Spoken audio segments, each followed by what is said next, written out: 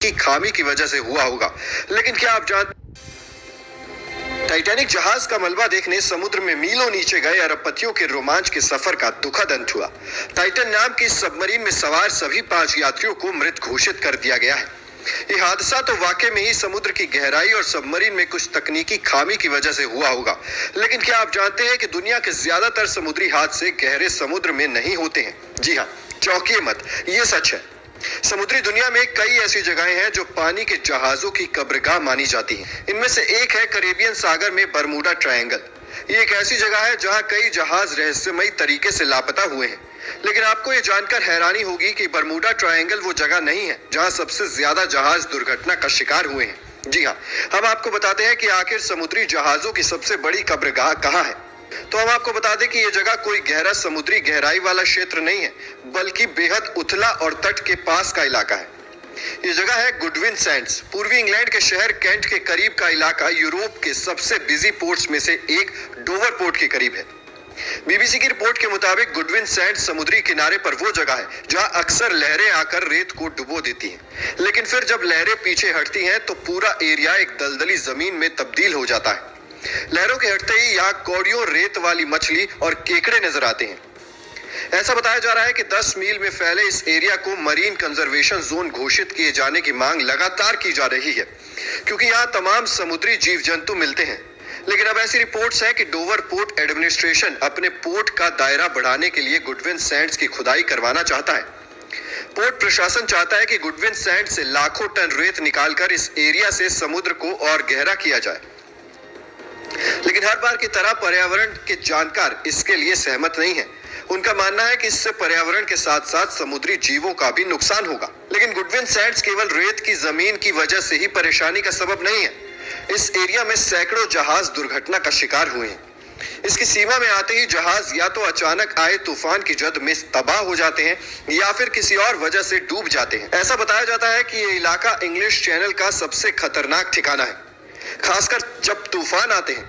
नवंबर 1703 में यहाँ आए भयंकर तूफान में 1000 मछुआरे मारे गए थे। उस रात डूबे जहाजों में एक था HMS स्टर्लिंग कैसल, जिसका मलबा साल 1979 में तलाशा गया था। हालांकि 1908 में इसे संक्षिप्त जगह घोषित कर दिया गया था ताकि लोग मलबे से लूटपाट ना करें। 1703 के तूफान के बाद 24 जनवरी 1809 को ईस्ट इंडिया कंपनी का जहाज एडमिरल गार्डनर मद्रास के लिए रवाना हुआ था। जहाज पर लोहा, तोपे और कंपनी के 48 टन सिक्के लदे हुए थे। इन सिक्कों को कंपनी के कर्मचारियों को तनख्वाह के तौर पर दिया जाना था। लेकिन जैसे ही जहाज कैंट के तट से रवाना हुआ, तूफानी हवाओं ने जहाज को ऐसे थपेड़े लगाए कि जहाज डूब गया। कहते हैं कि गुडविन सैंड्स के तले में 1000 से ज्यादा डूबे जहाजों का मलबा पड़ा है। कुछ लोग ये आंकड़ा 2000 से भी ऊपर बताते हैं। जब 1979 में डोवर बंदरगाह के लिए गुडविन सैंड्स की खुदाई की गई थी तो ईस्ट इंडिया कंपनी के जहाज के साथ करीब 10 लाख सिक्के निकले थे। यहाँ पर बहुत सारे विमान भी डूबे हैं। इनमें से 60 तो दूसरे विश्व युद्ध के दौरान ही या तो उस हादसे का शिकार हुए थे या फिर मार गिराए गए थे। इनमें सवार लोग भी मारे गए थे। 2013 में ही एक जर्मन लड़ाकू जहाज को समुद्र के भीतर से निकाला गया था। Team news nation digital. Triangle है जो जहाजों को, हवाई जहाजों को निगल लेता है। यहाँ कोई जहाज वगैरह भी जाती है तो निकल लेगा। ये अटलांटिक महासागर में है, इसे अंध महासागर कहते हैं। और अमेरिका के पास यहाँ जो क्यूबा है, इस एरिया में एक ट्रायंगुलर शेप में बड़ा लंबा एरिया, लगभग 3 लाख किलोमीटर स्क्वायर का एरिया, बहुत बड़ा एरिया है ये। इसको हम थोड़ा सा वहां पे जूम करके समझते हैं। देखिए, ये एरिया जो है, ये 3 बड़े बड़े एरिया उसको मिला के बनाया जाता है। वर्ल्ड मैप में देखेंगे तो ये ट्रायंगल यहाँ आएगा, जबकि अगर इस पर्टिकुलर एरिया को जूम करें तो ये फ्लोरिडा के पास से स्टार्ट होता है और यहाँ प्यूर्टो रिको, जो अटलांटिक महासागर की सबसे गहरी खाई है, वहां से जाके ये बरमूडा द्वीप पर तक जाता है। ये एरिया है यहाँ पर, जिसे यहाँ तक दर्शाया गया है। ये लगभग 3 से 4 लाख के एरिया, कहीं कभी कभी ये बड़ा हो जाता है। इसका एक्यूरेट कोई मार्किंग नहीं है कि जो आदमी पूरा एरिया को बता सके। हम तो यहाँ भले ऐसे ट्रायंगल बना दिए, बट समुद्र में ऐसा कोई ट्रायंगल नहीं है। बट अगर इस एरिया में कहीं से भी कोई जहाजें आती हैं तो उनके साथ कुछ अप्रिय घटनाएं हो जाती हैं। इसके बारे में डिटेल से समझते हैं। 1498 में जब क्रिस्टोफर कोलंबस जा रहे थे इस रास्ते से, तो उन्होंने भी अपनी किताब में वर्णन किया है कि जब वो इस एरिया से गुजर रहे थे तो अचानक मौसम में एक परिवर्तन देखे, प्रकाश देखे, बादल का तड़कना, समुद्री लहजें तेजी से उठने लगी और उनका जहाज डिसबैलेंस होने लगा। इवन कि उस समय देखिए समुद्र में रास्ता दिखाने का केवल और केवल एक ही रास्ता रहता है, कंपास। अब तो सैटेलाइट वगैरह आ गए हैं, बट कंपास ही उस समय एक ही रास्ता होता था जो हमेशा नॉर्थ डायरेक्शन की ओर मूव करते रहता है। वो बता देता है कि इधर की ओर उत्तर दिशा है, तो इसके थ्रू आदमी जा सकता था। तो यहाँ पे कंपास काम करना बंद कर देता था। ये कोलंबस ने भी इसको माना है। 1964 में विंसेंट गैडिज ने अपनी पुस्तक में, मैगजीन में बताया था कि ये किस तरह से जहाजों को वगैरह को निगल लेता है। इसलिए इस ट्रायंगल को डेविल ट्रायंगल या फिर रहस्यमयी ट्रायंगल कहा गया। यहाँ जाने के बाद जहाजों में अचानक परिवर्तन देगा, इंजन काम नहीं करेगा, जहाज धंसने लगेगी, कोई तैरना चाहेगा तो तैर नहीं पाता है, अजीब अप्रिय घटना होगी और अचानक ही हो जाती थी। और ये जहाज डूब के कहाँ जाते थे तब ये भी नहीं पता चलता था किसी को। यूं तो यहाँ हजारों घटनाएं हुई हैं, कुछ फेमस घटना देखते हैं। अगस्त 1942 में अमेरिकी नौसेना के जहाज अपने रूटीन एरिया पे थे, सब उन्हें बम्बार्डमेंट करके लौटना था इसी बरमूडा ट्रायंगल के ऊपर से, लेकिन अचानक उनका संपर्क रेडियो स्टेशन से टूट जाता है। उसमें लगे हुए इंस्ट्रूमेंट काम करना छोड़ देते हैं, उनका नेविगेशन सिस्टम पूरी तरह फेल हो जाता है। सब में एक कॉमन समस्या देखी जाती है कि उनका कंपास काम नहीं कर रहा होता और ये जहाज पूरी तरह ध्वस्त हो जाता है। इसको खोजने के लिए 2 दिन बाद रेस्क्यू टीम जाती है। रेस्क्यू टीम का भी पता नहीं चलता है क्योंकि वो भी उसी रास्ते से जा रही होती है जहां से उनका लास्ट लोकेशन ट्रेस किया गया था। रेस्क्यू टीम का भी पता नहीं चल पाता है। उसके बाद ठीक 6 महीने बाद दिसंबर 1942 को फिर अमेरिकी नौसेना का जहाज विमान उड़ान भरता है और फ्लोरिडा से जब उड़ान भरता है और बरमूडा ट्रायंगल से ऊपर जाता है तो ये बमबरसक जहाज भी रडार से गायब हो जाता है और इसके सामने भी सेम समस्या आती है। पायलट बताता भी है रेडियो सिग्नल पे कि मेरा कंपास काम नहीं कर रहा है, नेविगेशन सिस्टम काम नहीं कर रहा है, मौसम पूरी तरह से खराब है। ये भी ध्वस्त हो जाता है। इसको जब ढूंढने के लिए जो रेस्क्यू टीम जाती है इसके बैकअप में, तो रेस्क्यू टीम का भी आज तक कोई पता नहीं चला कि वो रेस्क्यू टीम कहां चली गई। 1970 में एक पायलट यहां से लौट के आए थे, नाम था उनका ब्रूइस गर्नन। ये जब लौट के आए थे इन्होंने बताया था कि वहां पे क्या क्या घटनाएं हुई थी। इन्होंने बताया कि अचानक बरमूडा ट्रायंगल के जब ऊपर से गया तो अचानक मौसम बिगड़ गया और सामने बादलों का एक पूरा धुआं, कोहरा टाइप का छा गया, धुंध हो गया बादलों का और ऐसे लग रहा था जैसे बादलों की गुफा है। ये इन्हें कुछ दिख नहीं रहा था। इसमें जब प्रवेश किए तो ये खत्म होने का नाम ही नहीं ले रहा था। इसके अंदर मौसम इतना खराब था और इनका रेडियो फ्रीक्वेंसी भी गड़बड़ काम करी थी, इलेक्ट्रॉनिक्स वगैरह काम करना छोड़ दिए थे इनके जहाज के, और इनकी जहाज की रफ्तार बहुत ही तेज हो गई थी और रडार पे कोई भी दूसरा रेडियो स्टेशन या एयरपोर्ट अथॉरिटी का कोई भी रडार सिग्नल मैच नहीं कर रहा था। इन्हें कुछ समझ में नहीं आ रहा था और लेकिन ये जहाज को आगे की ओर ले जा रहे थे। लगभग 3 मिनट बाद, एक अच्छी खासी दूरी तय करने के बाद ये उस जोन से बाहर निकले और उसके बाद ये अपनी जहाज को लैंड कराए। लैंड कराने के बाद देखिए इत्तेफाक क्या हुआ था कि वो 3 मिनट में ही 150 किलोमीटर की दूरी तय कर लिए थे। यानी इनकी जो रफ्तार हो गई थी लगभग 3000 किलोमीटर प्रति घंटा हो गई थी, जो अभी किसी भी पैसेंजर जहाज के लिए पॉसिबल नहीं है। ये तो मिसाइल और लड़ाकू जहाजों की स्पीड होती है। बहुत लंबे अरसे तक ये बरमूडा ट्रायंगल जो था एक रहस्य का कारण बना। लोगों को लगता था कोई अदृश्य शक्ति है जो जहाजों को, शिप को अपनी ओर खींच लेती है, लेकिन ऐसा कुछ भी नहीं है। इसके पूरे रहस्य पर पर्दा उठाया जा चुका है। इवन की बरमूडा ट्रायंगल दुनिया के 10 सबसे खतरनाक जगहों में से भी एक नहीं है। मतलब सोचिए 10 खतरनाक जगहों में भी इन्हें शामिल नहीं किया गया। इसका मतलब ये एक कहानी है। फेमस हो जाता है कोई चीज बहुत ऐसे ही कि जहाजों को निगल जाता है, ये होता है, ऐसा कुछ नहीं होता है। यहाँ कुछ नेचुरल घटनाएं होती है, कोई सुपर नेचुरल नहीं है जिसका लॉजिक भी अवेलेबल है। सबको हम लोग समझते हैं। जो जहाजों का मलबा गया वो नीचे समुद्र के तल पे। देखिए यहाँ जो एरिया है बरमूडा का जो एरिया, इस एरिया के नीचे ज्वालामुखी है सब, और ये ज्वालामुखी विस्फोट करते हैं सब। जब भी ज्वालामुखी विस्फोट होता है तो कुछ जहरीली गैसें निकलती है, इसमें मीथेन वगैरह की मात्रा निकलती है। मीथेन गैस वगैरह जब पानी से मिलता है तो उसकी डेंसिटी को एकदम घटा देता है। जब डेंसिटी, समुद्र की डेंसिटी घट जाती है तो जहाजों को डिजाइन किया गया रहता है समुद्र की डेंसिटी के हिसाब से, उसके घनत्व के हिसाब से, ताकि वो ऊपर तैर सके। डेंसिटी घटने की वजह से अचानक वो नीचे धंसने लगती है और यही वजह है कि वहां अगर कोई तैरने की भी कोशिश करता है तो नहीं तैर पाता है क्योंकि उनका घनत्व घट जाता है। जैसे मच्छर जो होता है मिट्टी तेल के ऊपर, पानी के ऊपर तैर रहा होता है, आप एक ढक्कन मिट्टी तेल मिला देंगे ना, या तो वो मिट्टी के तेल से सूंघने से नहीं मरता, उसका घनत्व कम हो जाता है और डूब के उसमें मर जाता है। यही घटना यहाँ डूबने के कारण होता है। दूसरा कारण यह है कि बरमूडा के आसपास के एरिया में छोटे छोटे समुद्री पहाड़ है सब इस शेप में। जब हवाएं इस पहाड़ से टकराती हैं तो उनमें एक हलचल होने लगता है, जिस हलचल से यहाँ पे एक बवंडर, एक चक्रवात उत्पन्न हो जाता है और ये बादलों को और वहां के समुद्र के जल को पूरी तरह लहर में बदल देते हैं। और इसमें अगर कोई हवाई जहाज या कोई शिप आ जाता है तो उस चक्रवात के बीच में फंस जाए जिससे कि इसमें दुर्घटना हो जाती है। पानी वाली जहाजों के डूबने का तीसरा जो कारण है वो बड़ा सिंपल है, समुद्र के अंदर की पहाड़ियां। समुद्र के अंदर की वो पहाड़ी जो बाहर तक नहीं निकल पाती उन्हें रीज या कटक कहते हैं। ऐसे कटक इटली और तुर्की के पास बहुत ज्यादा मात्रा में पाए जाते हैं। यहाँ अक्सर जहाज वगैरह गिर जाते हैं, सब नीचे का पेंटी टकरा जाता है। जैसे देखिए ये समुद्र का लेवल है, तो यहाँ पे जहाज चल रही है तो उसको ये नहीं पता है कि नीचे मेरे समुद्र है कि नहीं, और नीचे से कुछ पहाड़ी अगर ऊपर आती है तो इसके पेंदी से टकरा जाती है। ऐसी घटना इटली और तुर्की के पास बहुत ज्यादा देखने को मिलती है। आप देखेंगे इटली के तट के पास ही इतना बड़ा जहाज टकरा गया, यहाँ पर एक मालवाहक जहाज टकरा गया, यहाँ पे बड़ी बड़ी शिप टकरा टकरा के गिरी है सब। अब बताइए ये तो गलती है इन लोग की, जो कैप्टन है, क्योंकि इतने मॉडर्न शिप को अगर गिरा दिए लोग तो गड़बड़ बात है। उस समय जहाजों की दुर्घटना ज्यादा होती थी क्योंकि न रडार था न सोनार था। आज के वक्त में पूरी बेहतरीन ढंग से रडार है, सोनार है। आज आराम से बर्मुडा ट्रायंगल के ऊपर से जहाजें भी पार हो जाती हैं और शिप भी पार हो जाता है कि उनको सोनार उन्हें बता देता है नीचे चट्टान वगैरह नहीं है। लेकिन पहले ये घटनाएं नॉर्मल थी ऐसे हो जाना। हवाई जहाज की दुर्घटना के पीछे सबसे बड़ा जो कारण है वो हेक्सागोनल क्लाउड का है। हेक्सागोनल 6 मतलब फलकों वाला एक क्लाउड होता है, बादल होता है, जिसे सबसे पहले सैटर्न ग्रह के ऊपर देखा गया था। ये बादल जो होते हैं आप देखिए ये 6 सतह वाले बादल होते हैं, इस तरह से हेक्सागोनल शेप में ये बादल पाए जाते हैं। यहाँ ना दिखने में छोटा लग रहा है ये सैटेलाइट, जबकि इसका एरिया देखेंगे तो 50 किलोमीटर स्क्वायर का एरिया होता है। तो ये लगभग एक जिला बराबर इसका इतना बड़ा एरिया होता है। उतने बड़े में ये बादल होते हैं और इस बादल के अंदर हवाएं इतनी बवंडर के रूप में चलती हैं जिनका स्पीड 250 किलोमीटर प्रति घंटा होता है। यानी इसके अंदर हवाएं इतनी तेज होती हैं कि अगर कोई जहाज इसमें प्रवेश कर जाता है तो जहाज को वो तोड़ सकते हैं। तो हेक्सागोनल क्लाउड की वजह से यहाँ पे जहाजों की दुर्घटना होती है अगर इस हेक्सागोनल क्लाउड में फंस गया तब। और ये भी देखिए फंसता भी अगर विपरीत दिशा में फंस गया तो तोड़ देगा उसको, और नहीं तो अगर सेम इधर ही हवाएं चल रही हैं उसी में जहाज फंसेगा तो जहाज की स्पीड को बहुत तेज बढ़ा देता है।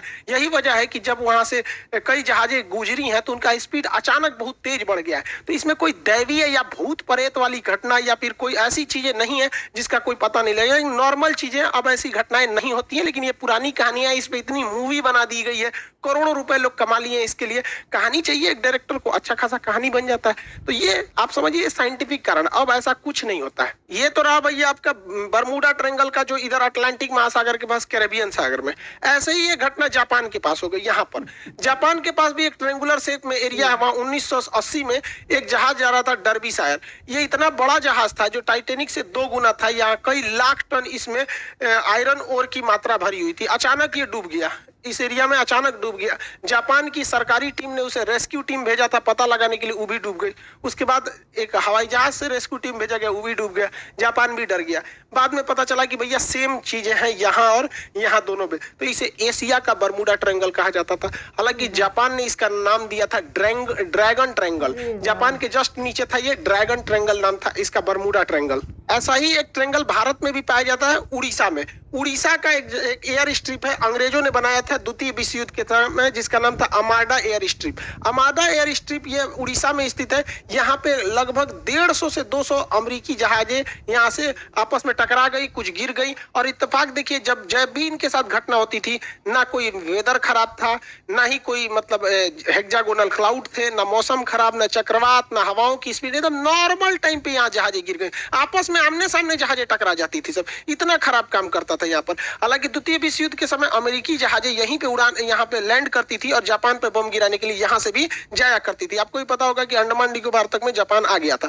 तो इतनी जहाजें अमेरिका की यहाँ से क्रैश की गई थी और उनका बहुत सारा हुआ था। हालांकि ये मिलिट्री का एरिया था, इसलिए इस फाइलों को बंद कर दिया गया, बहुत ज्यादा डिस्क्लोज नहीं किया गया। तो ये भारत का बर्मुडा ट्रायंगल आप कह सकते हैं। तो ये तीनों जगह। अब इसके पीछे क्या लॉजिक है भैया? आपको बर्मुडा का लॉजिक बता दिए, जो सेम लॉजिक ड्रैगन ट्रायंगल पे भी है, दोनों सेम है। यहाँ क्या है कि ये एरिया झारखंड से करीब है और झारखंड के जादूगोड़ा के पास यूरेनियम की खदान है। आपको पता है यूरेनियम एक बहुत ही रेडियो एक्टिव चीज होता है। ये इलेक्ट्रॉनिक सिस्टम वगैरह को अचानक अगर हाई रेडिएशन होगा या इत्यादि होगा तो इसका बड़ा इफेक्ट पड़ता है, जिससे कि इलेक्ट्रॉनिक सिस्टम काम नहीं करते थे, नेविगेशन खराब हो जाता था, दोनों जहाजों का नेविगेशन एक ही डायरेक्शन में दिखाने लगता था। इसी की वजह से इसलिए 2 जहाजें आपस में आमने सामने यहाँ पर टकरा जाती थी अमाडा एयर स्ट्रिप पर।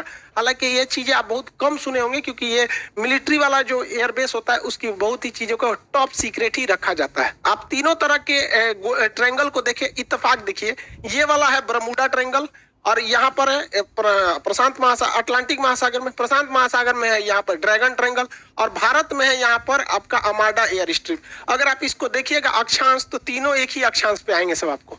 देखिए तीनों एक ही लेटीट्यूड पे लगभग आ जाते हैं, तो ये एक इत्तेफाक कह सकते हैं। हालांकि सबके पीछे साइंटिफिक कारण है।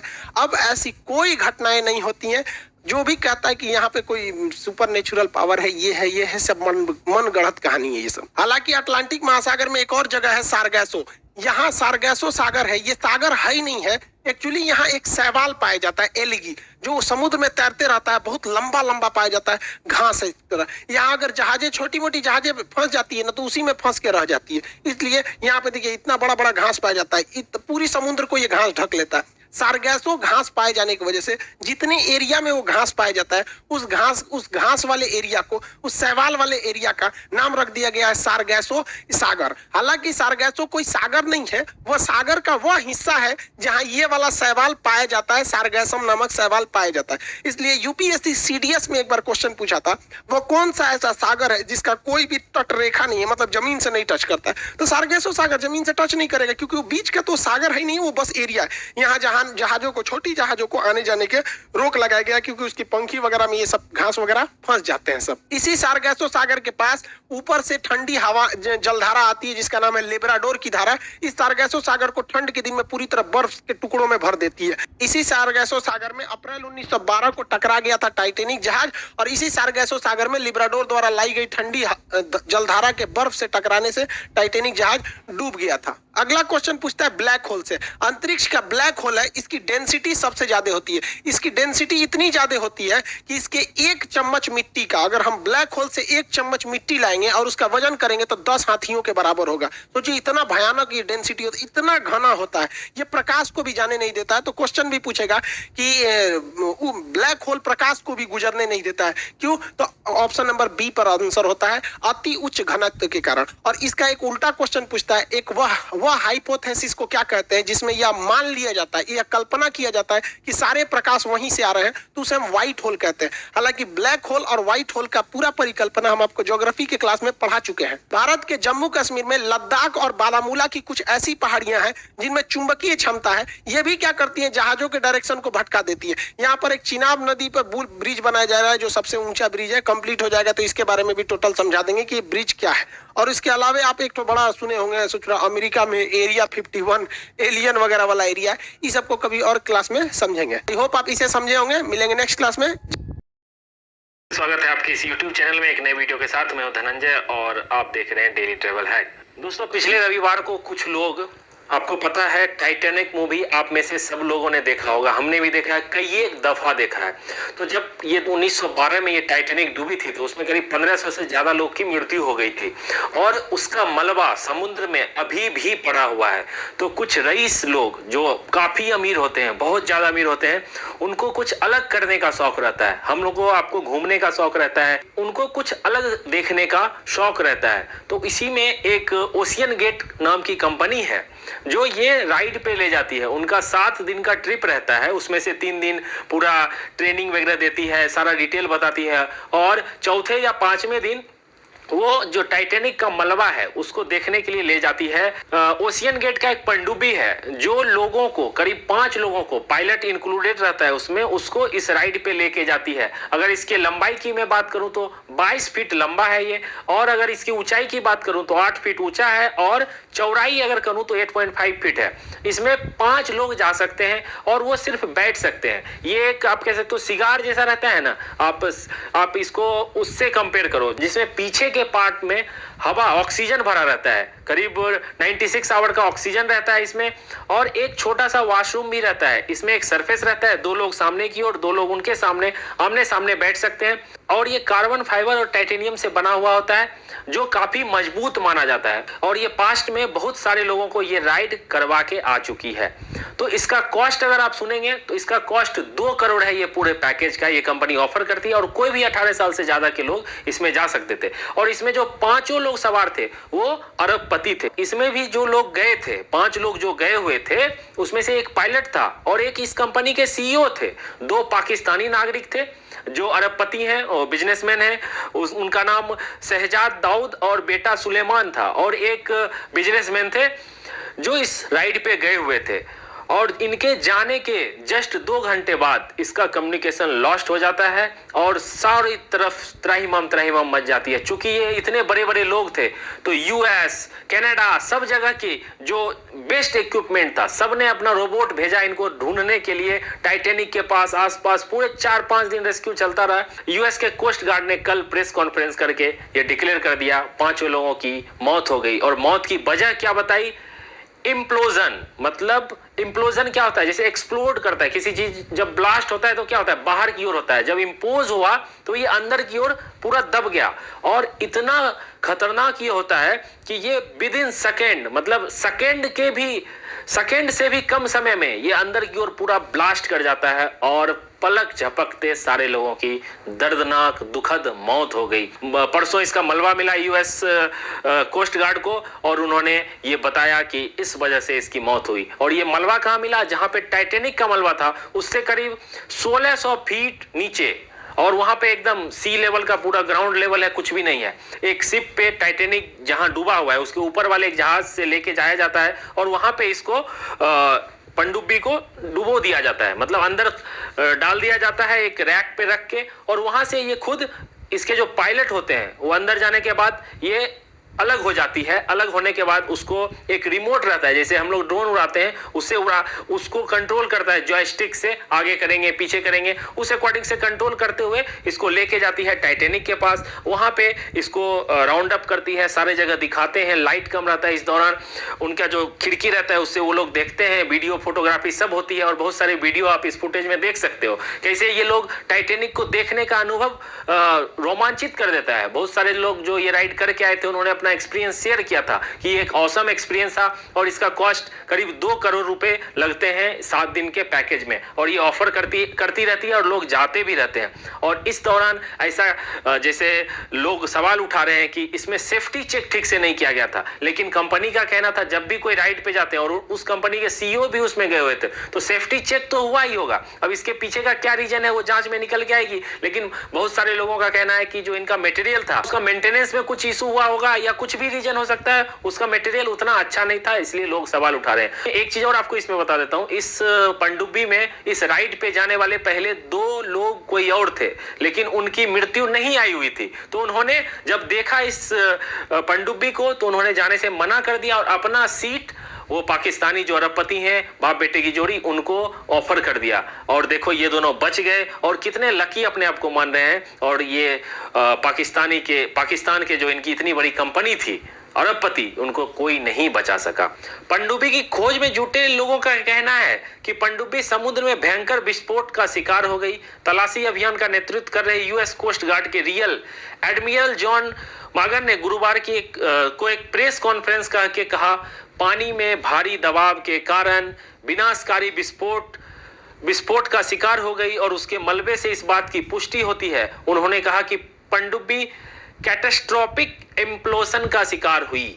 उन्होंने समुद्र के चुनौतीपूर्ण वातावरण का जिक्र करते हुए कहा, समुद्र तल का वातावरण इतना चुनौतीपूर्ण है कि हम उनकी कल्पना नहीं कर सकते हैं। हमें जो मलबा मिला है उससे पता चलता है कि पनडुब्बी इम्प्लोजन का शिकार हुई है और हम इस पर काम जारी रखेंगे और पनडुब्बी के सभी मलबों की तलाश जारी करेंगे और पनडुब्बी के सभी मलबों की तलाशी जारी रखेंगे। उन्होंने कहा कि बाकी मलबा मिलने के बाद ही इस निष्कर्ष पर पहुंचा जा सकता है कि आखिरकार वास्तव में हुआ क्या था। कुछ लोगों का ऐसा कहना है कि जो तलाशी में जुटे हुए थे उनका कहना है कि जहाज से संपर्क जब टूटा था, जो ये लोग कम्युनिकेट करते रहते हैं, उसके बाद ही इसमें विस्फोट हो गया और इसको ढूंढने में करीब 3-4 दिन का टाइम लगा। उसके बाद बताया गया और इन सारे लोगों का डेथ उसी दिन हो गया था जब ये राइड पे गए थे, उसके 3 घंटे बाद ही। तो इस वीडियो में आप देखने की कोशिश करो जी, ये एक्सप्लोजन होता क्या है। ये जब हवा का दबाव समुद्र के नीचे जैसे जैसे जाते जाओगे वैसे वैसे इसका दबाव बढ़ता जाता है और जो जिस मटेरियल से ये बनी हुई थी, जब उसके दबाव को नहीं झेल पाई तो उसमें अंदर की ओर ब्लास्ट हो गया और पलक झपकते ही सारे लोगों की मौत हो गई। एक चीज और आपको बता दूं, ये जो आप देख रहे हो ये पानी में 4 किलोमीटर तक अंदर तक जा सकता है, 39,000 फीट तक ये जा सकता है और उसके बाद इसके जाने की क्षमता नहीं है, ऐसा इसके बारे में बताया गया था।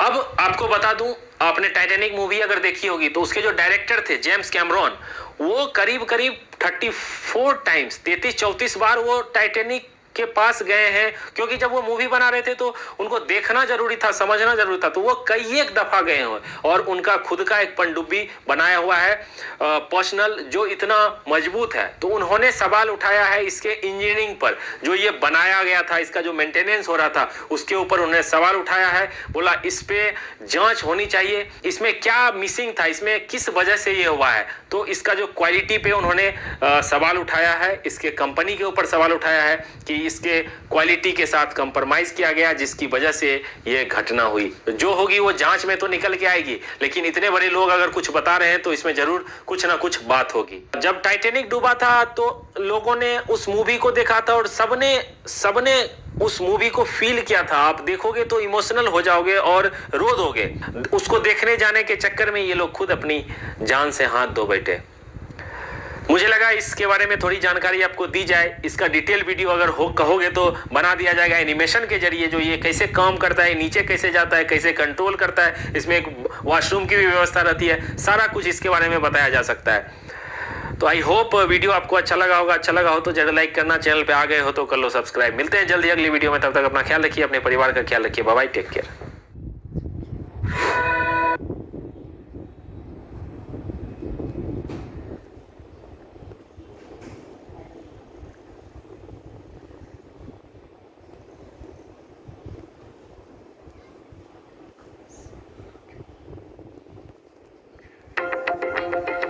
ड्रैगन ट्रायंगल का रहस्य स्पेशल एपिसोड। सन 1952 में जापानी सरकार ने एक समुद्री जहाज दी कायरो मारू नंबर 5 को ड्रैगन ट्रायंगल में भेजा था अधिक जानकारी प्राप्त करने के लिए, मगर वह जहाज और उस पर सवार 31 रिसर्च की टीम कभी लौट के नहीं आए। हेलो फ्रेंड्स, टॉप 10 हिंदी में आपका स्वागत है। आज आप देख रहे हैं डेविल्स सी यानी कि ड्रैगन ट्रायंगल पे स्पेशल एपिसोड, जहां पे बहुत सारी समुद्री जहाज, हवाई जहाज गायब हो चुके हैं। हमने ये एपिसोड पब्लिक डिमांड पे बनाया है और आप टॉप 10 हिंदी के बाकी वीडियोस को देखना ना भूलें, जिसके लिंक्स डिस्क्रिप्शन में दिए गए हैं। 1952 के उस हादसे के बाद जापानी सरकार ने ड्रैगन ट्रायंगल को डेंजर जोन घोषित कर दिया और किसी भी तरह के रिसर्च के लिए भी मना कर दिया।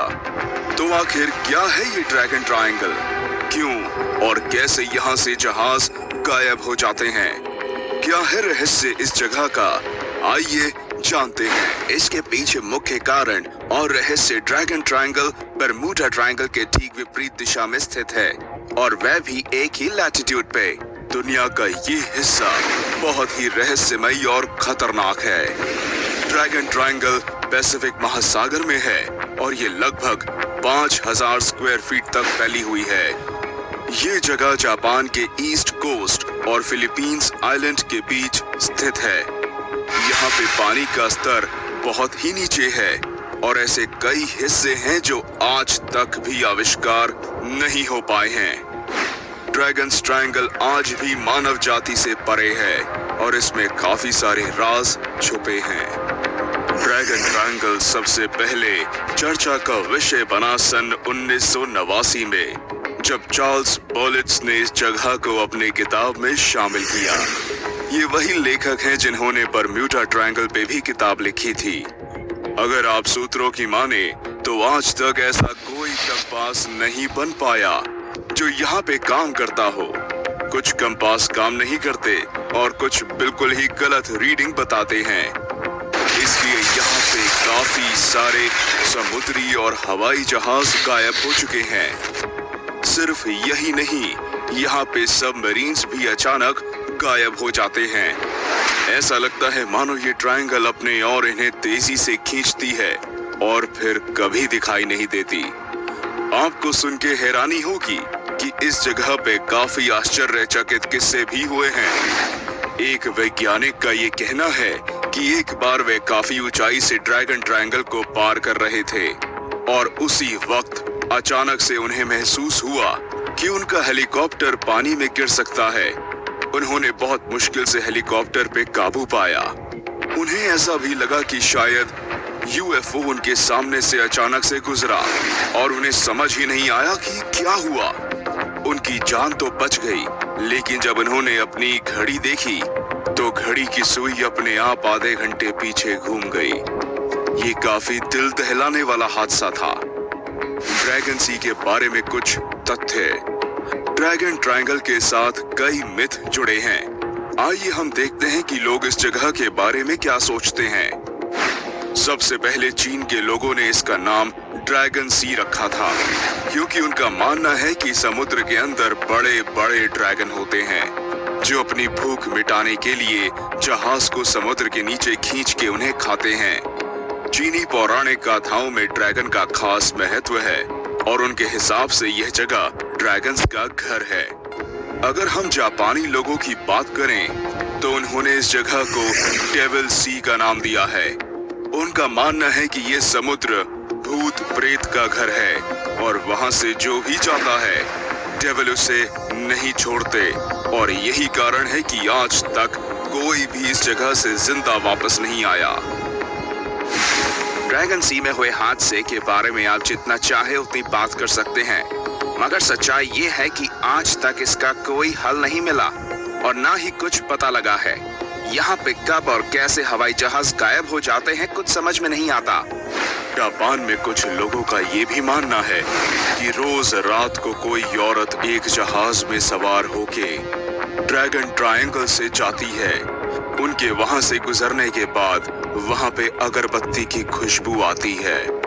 ऐसा लगता है मानो वह जापान के लोगों को बाहरी देशों के आक्रमण से बचा रही है और ड्रैगन सी में मरने वाले लोगों को श्रद्धांजलि अर्पित कर रही है। इसके अलावा वैज्ञानिक भी अपने विचार में बटे हुए हैं। जहां कुछ वैज्ञानिकों का ये मानना है कि समुद्र में गर्म और ठंडे करंट जाते हैं जो काफी ताकतवर होते हैं किसी भी चीज को खींचने के लिए।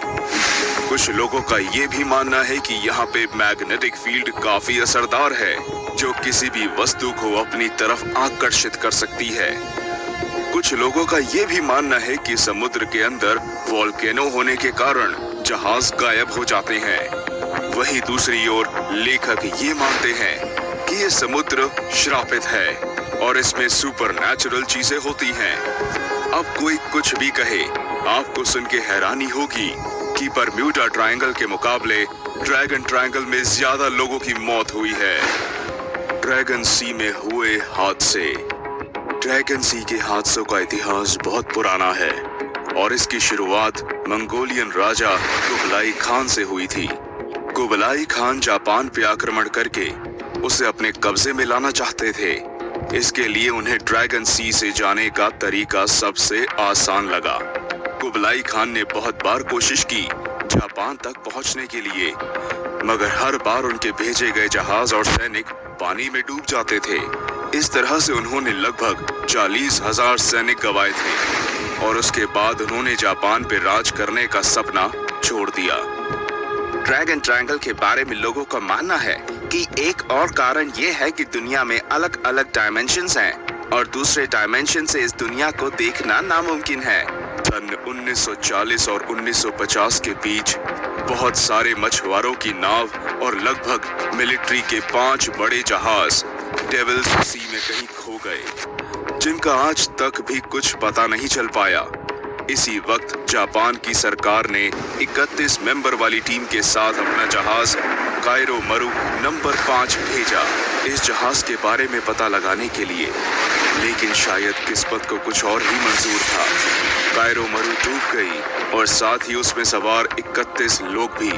बहुत दिनों के बाद इस जहाज का कुछ टूटा हुआ अंश मिला, लेकिन उसमें सवार लोगों की कभी कोई खबर नहीं आई। इसके बाद जापानी सरकार ने हमेशा के लिए ड्रैगन सी में किसी भी तरह का आविष्कार करने से बंद कर दिया और इसे एक खतरनाक जगह का दर्जा दिया गया। बस तब से ये जगह दुनिया के सबसे रहस्यमयी जगहों में से एक है। कुछ लोगों का मानना है कि यहाँ पे मैग्नेटिक फील्ड्स बहुत ही तीव्र हैं, जो कि अपनी तरफ चीजों को खींचती हैं। सन 2002 में एक बड़ी चीनी जहाज MV लिंजे, जिसमें 19 लोग सवार थे, को जापान के तट पे जाना था। ड्रैगन ट्रायंगल को पार करते हुए कहीं रहस्यमय तरीके से खो गई। इस शिप का नामो निशान भी नहीं मिला और ना ही इसने अपने गायब होने का कोई भी सबूत पीछे छोड़ा। आज तक भी किसी को इस बारे में कोई ठोस सबूत नहीं मिला, ना ही वैज्ञानिक इस हादसे के पीछे के राज को सुलझा पाए हैं। हैरानी की बात ये है कि बरम्यूडा ट्रायंगल पे भी काफी हादसे हुए हैं, लेकिन ड्रैगन सी में हुए हादसे के मुकाबले ये काफी छोटा है। ये हम इसलिए कह रहे हैं क्योंकि यहाँ पे मिलिट्री शिप्स भी गायब हुए हैं, जो काफी वजनदार और बड़े होते हैं, मगर ये भी ड्रैगन ट्रायंगल यानी डेविल सी के कहर से बच नहीं पाए हैं। और एलियंस की संभावना को भी नकारा नहीं जा सकता। मानव जाति इतने आगे आ चुकी है और इतने मॉडर्न टेक्नोलॉजी होने के बावजूद भी ये ब्रह्मांड बहुत बड़ा है और हम सब इसके बहुत ही छोटे हिस्से हैं। तो ये था हमारा स्पेशल एपिसोड ड्रैगन ट्रायंगल के बारे में। हमारे कमेंट सेक्शन में बताएं कि आपको क्या लगता है वहाँ क्या होगा जो इतना कहर मचा रहा है, और ये भी बताएं कि स्पेशल एपिसोड में आप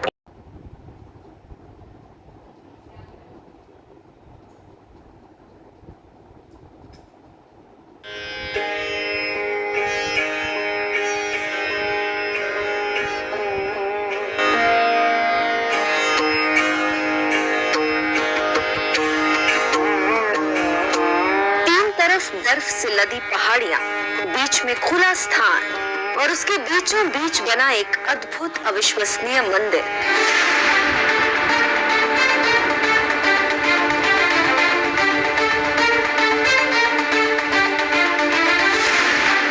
महादेव का वो अनोखा धाम जिसकी दुनिया करती है गुणगान।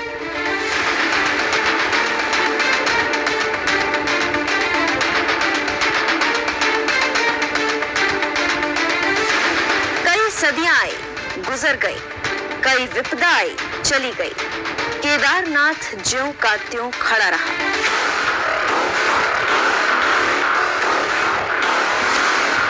आखिर क्या है केदारनाथ धाम का रहस्य? हिमालय के बीचों बीच कैसे बना केदारनाथ धाम? क्या महादेव देवभूमि की धरा पर खुद आए? 400 साल तक बर्फ में कैसे दबा रहा केदारनाथ? केदारनाथ में महादेव लिंग रूप में नहीं तो किस रूप में है?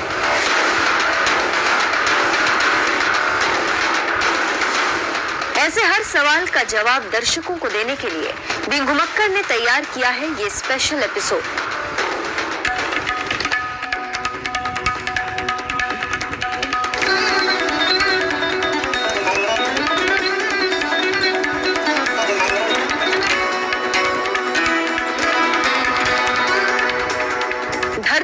शिव के 12 ज्योतिर्लिंग हैं, उन्हीं में सर्वोपरि है बाबा केदारनाथ। हैरानी की बात यह है कि केदारनाथ धाम में महादेव लिंग रूप में विद्यमान नहीं है। यही इस धाम का सबसे बड़ा रहस्य। ऐसा क्यों है ये आपको आगे समझाएंगे।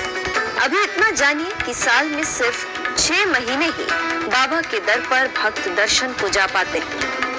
6 महीने बाबा केदार के कपाट बंद हो जाते हैं। दिवाली के बाद बाबा के कपाट बंद किए जाते हैं, जिन्हें दोबारा अप्रैल मई माह में पूरे विधि विधान के साथ खोला जाता है। इन 6 महीनों में केदार घाटी बर्फ से ढकी रहती है, तब यहाँ जाना नामुमकिन हो जाता है।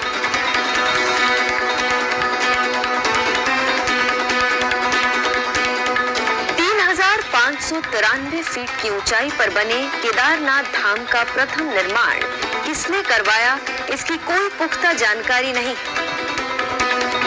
इसको लेकर पौराणिक और ऐतिहासिक 2 तरह के दावे किए जाते हैं। सर्वप्रथम पौराणिक मान्यताओं और जनश्रुतियों की बात करते हैं।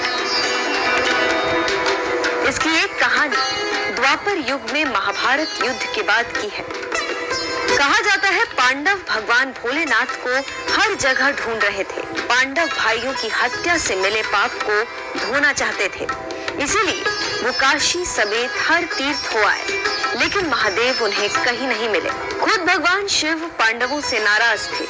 आखिरकार पांडवों को पता चला शिव उन्हें केदार घाटी में मिलेंगे। फिर क्या था, पांडव यहाँ भी पहुँच गए।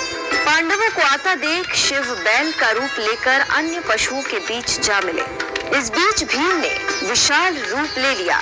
सारे पशु तो भीम के पैरों के बीच से निकल गए, लेकिन बैल रूपी महादेव नीचे से गुजरने को तैयार नहीं हुए। भीम ने शिव को पहचान लिया और उन्हें पकड़ने को नीचे झुके। इस बीच मौका पाकर महादेव जमीन में समा गए।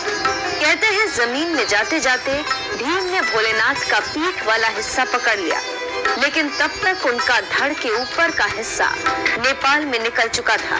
मान्यता है कि ये जगह पशुपतिनाथ कहलाता है। शिव के शरीर के बाकी हिस्से भी उत्तराखंड में अलग अलग जगहों पर निकले, जैसे शिव की भुजाएं तुंगनाथ में, मुंह रुद्रनाथ में, नाभि मदमदेश्वर में और जटा कल्पेश्वर में निकली। केदारनाथ समेत इन्हीं पांचों स्थान को पंच केदार कहा जाता है। माना जाता है पांडवों की भक्ति से खुश होकर महादेव ने उन्हें इसी जगह पर युद्ध के पाप से मुक्त कर दिया। इसके बाद हमेशा हमेशा के लिए शिव यहाँ पिंडी के रूप में पूजे जाने लगे। माना गया है ये पिंडी रूप शिव के पीठ का वही हिस्सा है जिसे भीम ने पकड़ा था। ये भी माना जाता है कि इसके बाद पांडवों ने यहाँ पर एक भव्य मंदिर का निर्माण करवाया, बाद में जिसका जीर्णोद्धार अभिमन्यु के पौत्र जन्मेजय ने किया।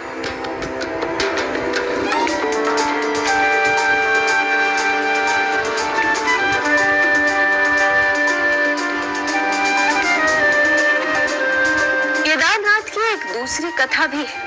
इसके मुताबिक केदार श्रृंग पर्वत पर भगवान विष्णु के अवतार महातपस्वी नर और नारायण ऋषि तपस्या कर रहे थे। उनकी तपस्या से खुश होकर महादेव यहाँ प्रकट हुए। नर और नारायण की प्रार्थना पर शिव ने पिंड के रूप में हमेशा हमेशा के लिए इस स्थान पर वास बना लिया। कालांतर में यही पिंड एक ज्योतिर्लिंग के रूप में विख्यात हो गया। पौराणिक मान्यताओं से दूर 8वीं शताब्दी में आदि गुरु शंकराचार्य केदारनाथ की यात्रा को पहुंचे। उन्होंने यहाँ जीर्ण शीर्ण हो चुके मंदिर को दोबारा बनवाया। केदारनाथ मंदिर के पीछे ही आदि गुरु की समाधि स्थल भी है। ये भी माना जाता है कि 1000 ईस्वी के करीब मालवा के राजा भोज ने और फिर 13वीं सदी में एक बार फिर केदारनाथ धाम का जीर्णोद्धार हुआ।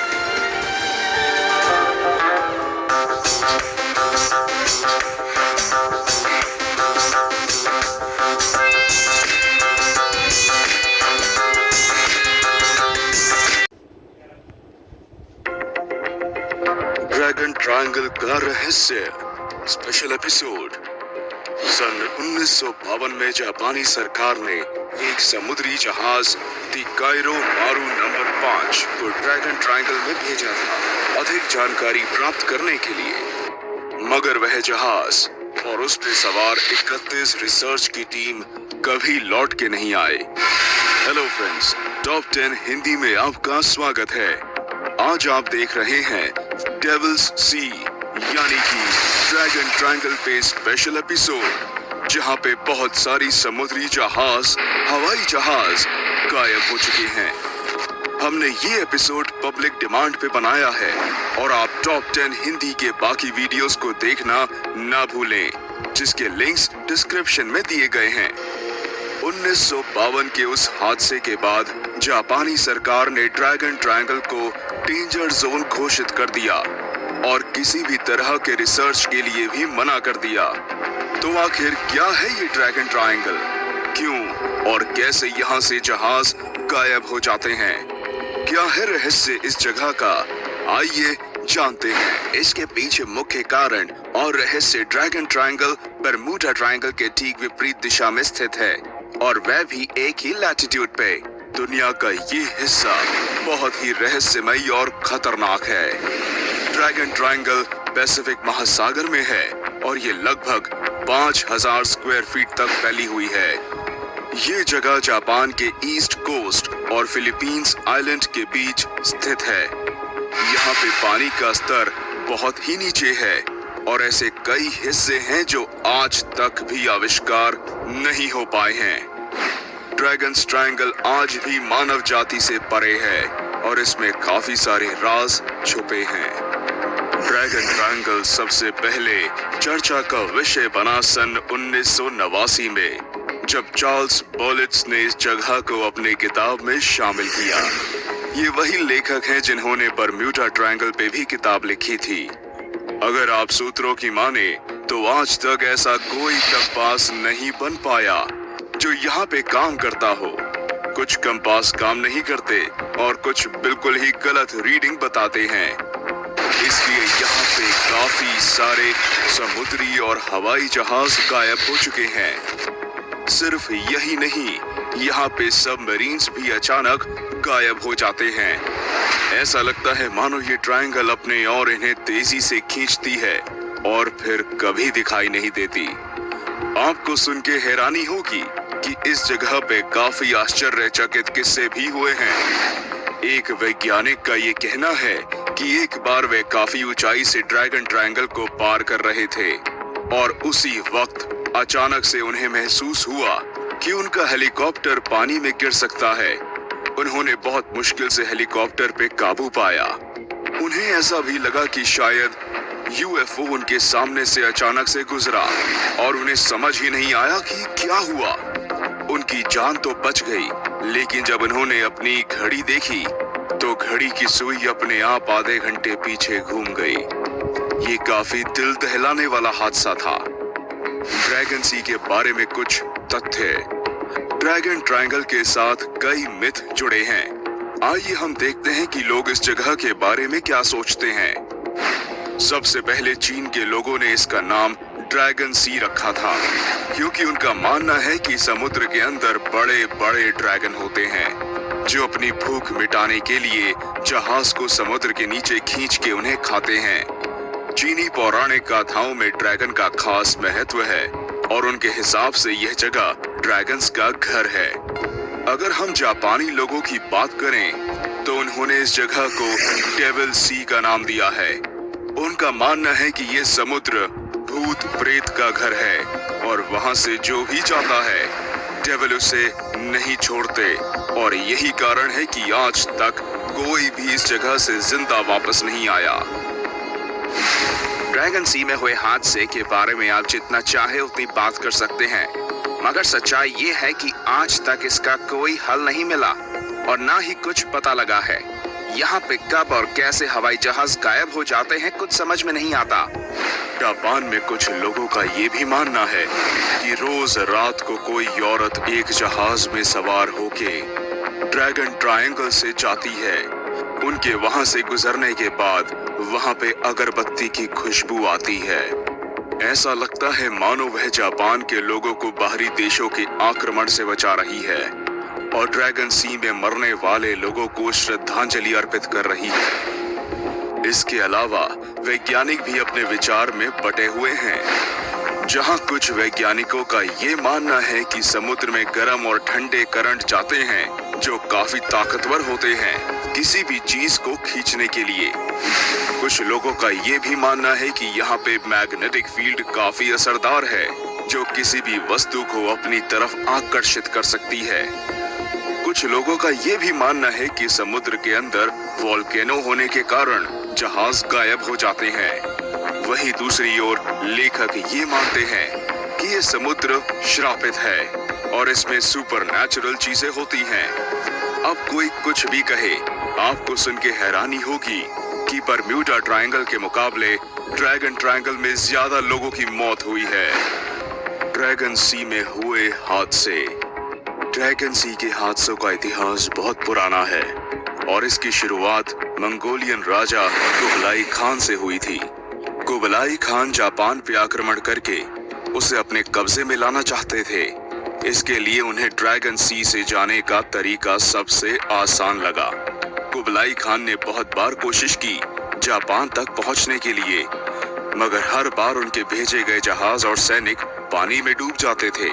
इस तरह से उन्होंने लगभग 40,000 सैनिक गंवाए थे और उसके बाद उन्होंने जापान पे राज करने का सपना छोड़ दिया।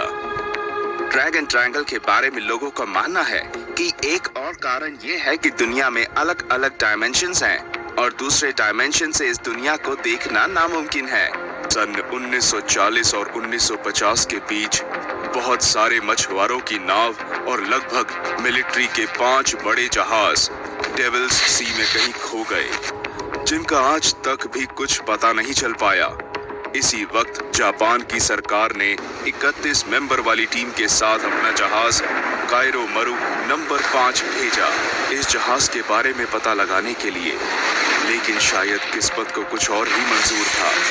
कायरो मरु डूब गई और साथ ही उसमें सवार 31 लोग भी।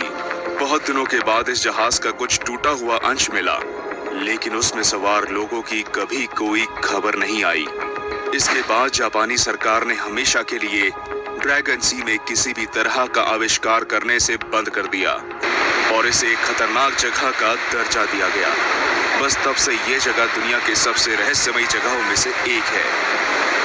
लोगों का मानना है कि यहाँ पे मैग्नेटिक फील्ड्स बहुत ही तीव्र हैं, जो कि अपनी तरफ चीजों को खींचती हैं। सन 2002 में एक बड़ी चीनी जहाज MV लिंजे, जिसमें 19 लोग सवार थे, को जापान के तट पे जाना था। ड्रैगन ट्रायंगल को पार करते हुए कहीं रहस्यमय तरीके से खो गई। इस शिप का नामो निशान भी नहीं मिला और ना ही इसने अपने गायब होने का कोई भी सबूत पीछे छोड़ा। आज तक भी किसी को इस बारे में कोई ठोस सबूत नहीं मिला, ना ही वैज्ञानिक इस हादसे के पीछे के राज को सुलझा पाए हैं। हैरानी की बात यह है कि बरम्यूडा ट्रायंगल पे भी काफी हादसे हुए हैं, लेकिन ड्रैगन सी में हुए हादसे के मुकाबले ये काफी छोटा है। ये हम इसलिए कह रहे हैं क्योंकि यहाँ पे मिलिट्री शिप्स भी गायब हुए हैं, जो काफी वजनदार और बड़े होते हैं, मगर ये भी ड्रैगन ट्रायंगल यानी डेविल सी के कहर से बच नहीं पाए हैं। और एलियंस की संभावना को भी नकारा नहीं जा सकता। मानव जाति इतने आगे आ चुकी है और इतने मॉडर्न टेक्नोलॉजी होने के बावजूद भी ये ब्रह्मांड बहुत बड़ा है और हम सब इसके बहुत ही छोटे हिस्से हैं। तो ये था हमारा स्पेशल एपिसोड ड्रैगन ट्रायंगल के बारे में। हमारे कमेंट सेक्शन में बताएं कि आपको क्या लगता है वहाँ क्या होगा जो इतना कहर मचा रहा है, और ये भी बताएं कि स्पेशल एपिसोड में आप और किस विषय के बारे में जानकारी चाहते हैं। हमारे चैनल के साथ जुड़े रहने के लिए बहुत बहुत धन्यवाद। ऐसे ही और भी रोचक वीडियोस के साथ हम जल्द हाजिर होंगे। हमारे चैनल को सब्सक्राइब करना ना भूलें।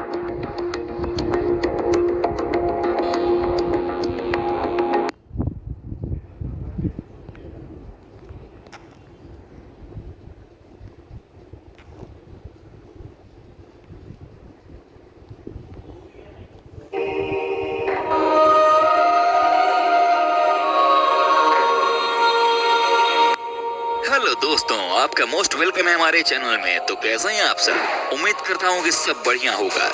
दोस्तों, दुनिया में बहुत सारी ऐसी चीज हैं जिनके बारे में किसी को कुछ भी ठीक तरीके से पता ही नहीं है। ऐसी जगह को ही कहा जाता है रहस्यमय प्लेस। फ्रेंड्स, आज मैं आपको दुनिया के सबसे रहस्यमय जगहों में से एक यानी कि बरमूडा ट्रायंगल के बारे में बताने जा रहा हूँ। एक ऐसी जगह जिसका नाम सुनकर हर इंसान कांप जाता है। एक ऐसी जगह जहाँ से कई सारे एयरप्लेन से लेकर जहाज तक गायब हो चुके हैं। दोस्तों, आपसे एक ही रिक्वेस्ट है कि इस वीडियो को आप अंत तक जरूर देखिएगा। दोस्तों, ये संसार रहस्य से भरा पड़ा है। ऐसा ही एक रहस्य है अमेरिका के दक्षिण पूर्वी तट पर बना बरमूडा ट्रायंगल। यहाँ भूले से कोई जहाज पहुंच जाए तो पता नहीं चल पाता कि जहाज को आसमान निकल गया या समुद्र। वैज्ञानिक भी बरमूडा ट्रायंगल की इस रहस्य का पता नहीं लगा पाए हैं कि आखिर यहाँ कौन सी शक्ति है जो जहाज को ली जाती है, यानी कि बड़े से बड़े जहाज को डुबा देती है। दोस्तों, सबसे पहले जानते हैं कि कहाँ और कैसा है बरमूडा ट्रायंगल। जी हाँ फ्रेंड्स, बरमूडा ट्रायंगल अमेरिका के फ्लोरिडा, प्यूर्टो रिको और बरमूडा तीनों को जोड़ने वाला एक ट्रायंगल यानी त्रिकोण है, जहाँ पहुँचते ही बड़े से बड़ा समुद्री और हवाई जहाज गायब हो जाता है। इस ट्रायंगल के पास पहुँचते ही ना तो जहाज मिलता है और ना ही उसकी यात्री। जब लापता जहाज का ये राज पता चला, मैरी सेलेस्टी नाम का एक व्यापारिक जहाज बरमूडा ट्रायंगल क्षेत्र में लापता हो गया था। 4 दिसंबर 1872 को अटलांटिक महासागर में ये पाया गया। इस जहाज पर सवार यात्री और जहाज के कर्मचारी का कोई पता नहीं चला। शुरू में यह माना गया कि जहाज समुद्री डाकुओं द्वारा लूट लिया गया होगा, लेकिन जहाज पर कीमती सामानों के सुरक्षित होने से डाकुओं द्वारा जहाज को लूट लिए जाने की बात साबित नहीं हो सकी।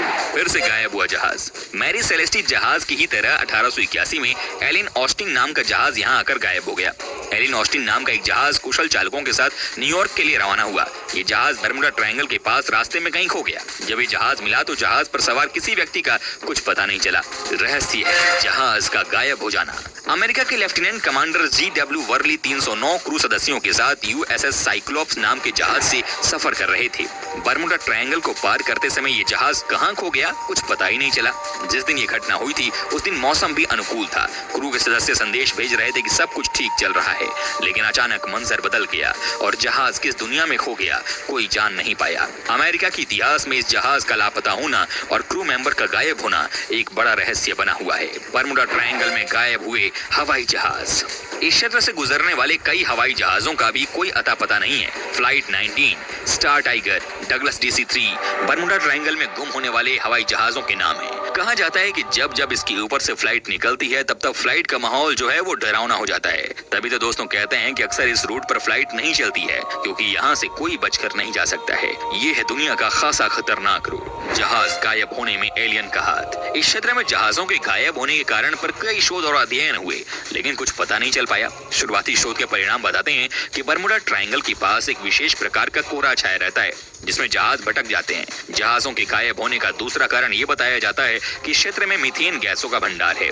इससे पानी का घनत्व कम हो जाता है और जहाज धीरे धीरे पानी में समाने लगता है। अफवाहें तो ये भी हैं कि क्षेत्र में एलियंस का रिसर्च सेंटर है। एलियनों को बाहरी दुनिया के लोगों का इस क्षेत्र में प्रवेश पसंद नहीं है, इसीलिए इस तरह की घटनाओं को वो अंजाम देते हैं। जहाज गायब होने के कारण अभी तक खोजे नहीं जा सके हैं। डेविल्स ट्रायंगल यानी शैतानों का क्षेत्र। बर्मुडा ट्रायंगल का ये क्षेत्र फ्लोरिडा, बर्मुडा और प्यूर्टो रिका के बीच 7 लाख वर्ग किलोमीटर में फैला हुआ है। ये क्षेत्र भूमध्य रेखा के नजदीक है और अमेरिका के पास है। ये क्षेत्र उत्तर पश्चिम अटलांटिक महासागर का एक भाग है जिसमें कई प्लेन और जहाज गायब हुए हैं। इसे डेविल्स ट्रायंगल के नाम से भी जाना जाता है।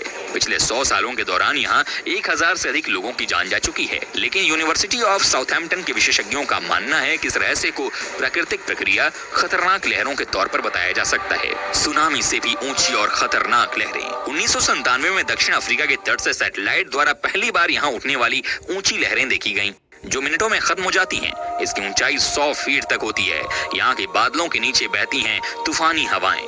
बर्मुडा ट्रायंगल पर मंडराने वाले कुछ बादल आम बादलों से पूरी तरह अलग थे। सैटेलाइट की तस्वीरों में साफ दिखा कि बर्मुडा ट्रायंगल के ऊपर मंडराने वाले कुछ बादलों का आकार हेक्सागन की तरह है। इन बादलों के नीचे 274 किलोमीटर प्रति घंटे की तीव्रता वाली तूफानी हवाओं का बवंडर होता है। वैज्ञानिकों ने इस बवंडर को एयर बम बताया, जो रास्ते में आने वाली हर चीज को खुद में समा लेता है। यही एयर बम नीचे आकर समुद्र से टकराता है। इसके चलते ऊंची ऊंची लहरें उठने लगती हैं। समुद्र में उठने वाली यही लहरें आसपास मौजूद हर चीज को निगल जाती हैं। गौर करने वाली बात यह भी है कि 200 से अधिक प्लेन और 1000 से अधिक जान लेने वाले इस ट्रायंगल के रहस्य पर से अब तक पर्दा नहीं उठ पाया है। फ्लाइट 19 क्षेत्र से गायब हुई थी। ये TBM युद्धक बम वर्षक विमान की एक प्रशिक्षण उड़ान थी जो अटलांटिक के ऊपर से गुजरते हुए 5 दिसंबर 1945 को गायब हुई थी।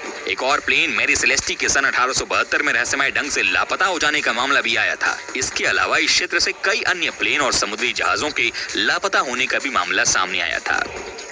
हम सब जानते हैं कि समुद्र बेहद विशाल होता है। यहाँ दूर दूर तक पानी ही पानी दिखाई देता है और धरती का अधिकतर हिस्सा महासागरों से ही ढका हुआ है। पर क्या आपने कभी सोचा है कि आखिर ये समुद्र कितना गहरा होगा?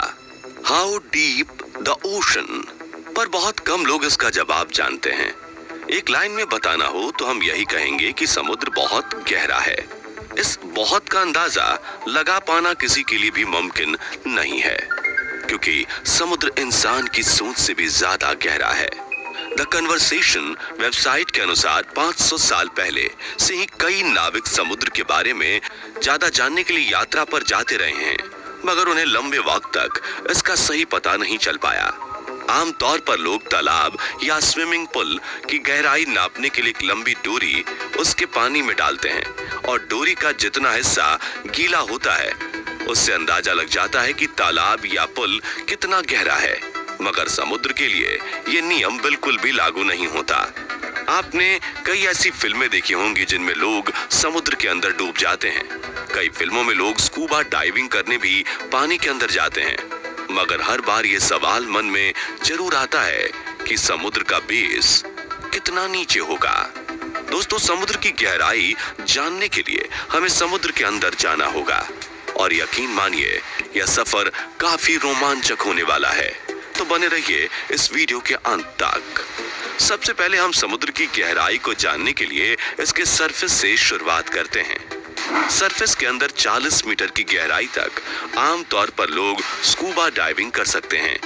सभी स्विमर इसी गहराई तक स्कूबा डाइविंग करते हैं, पर इसके आगे 93 मीटर की गहराई पर फेमस ब्रिटिश शिप लुसितानिया का मलबा मिला था, जो कि 1950 में डूब गई थी।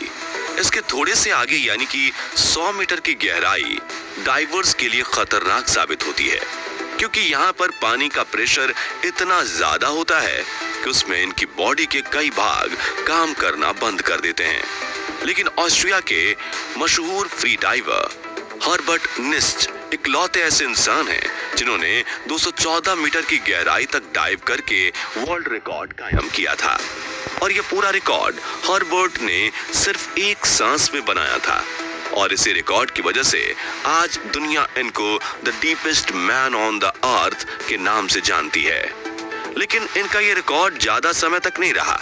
जी हाँ दोस्तों, इजिप्ट के रहने वाले अहमद गब्बर ने 332 मीटर की गहराई में स्कूबा डाइविंग करके वर्ल्ड रिकॉर्ड हासिल किया और अपना नाम Guinness book of world record में दर्ज कराया। अगर अहमद भाई और 111 मीटर की गहराई तक जाते तो इसकी गहराई तकरीबन 443 मीटर हो जाती।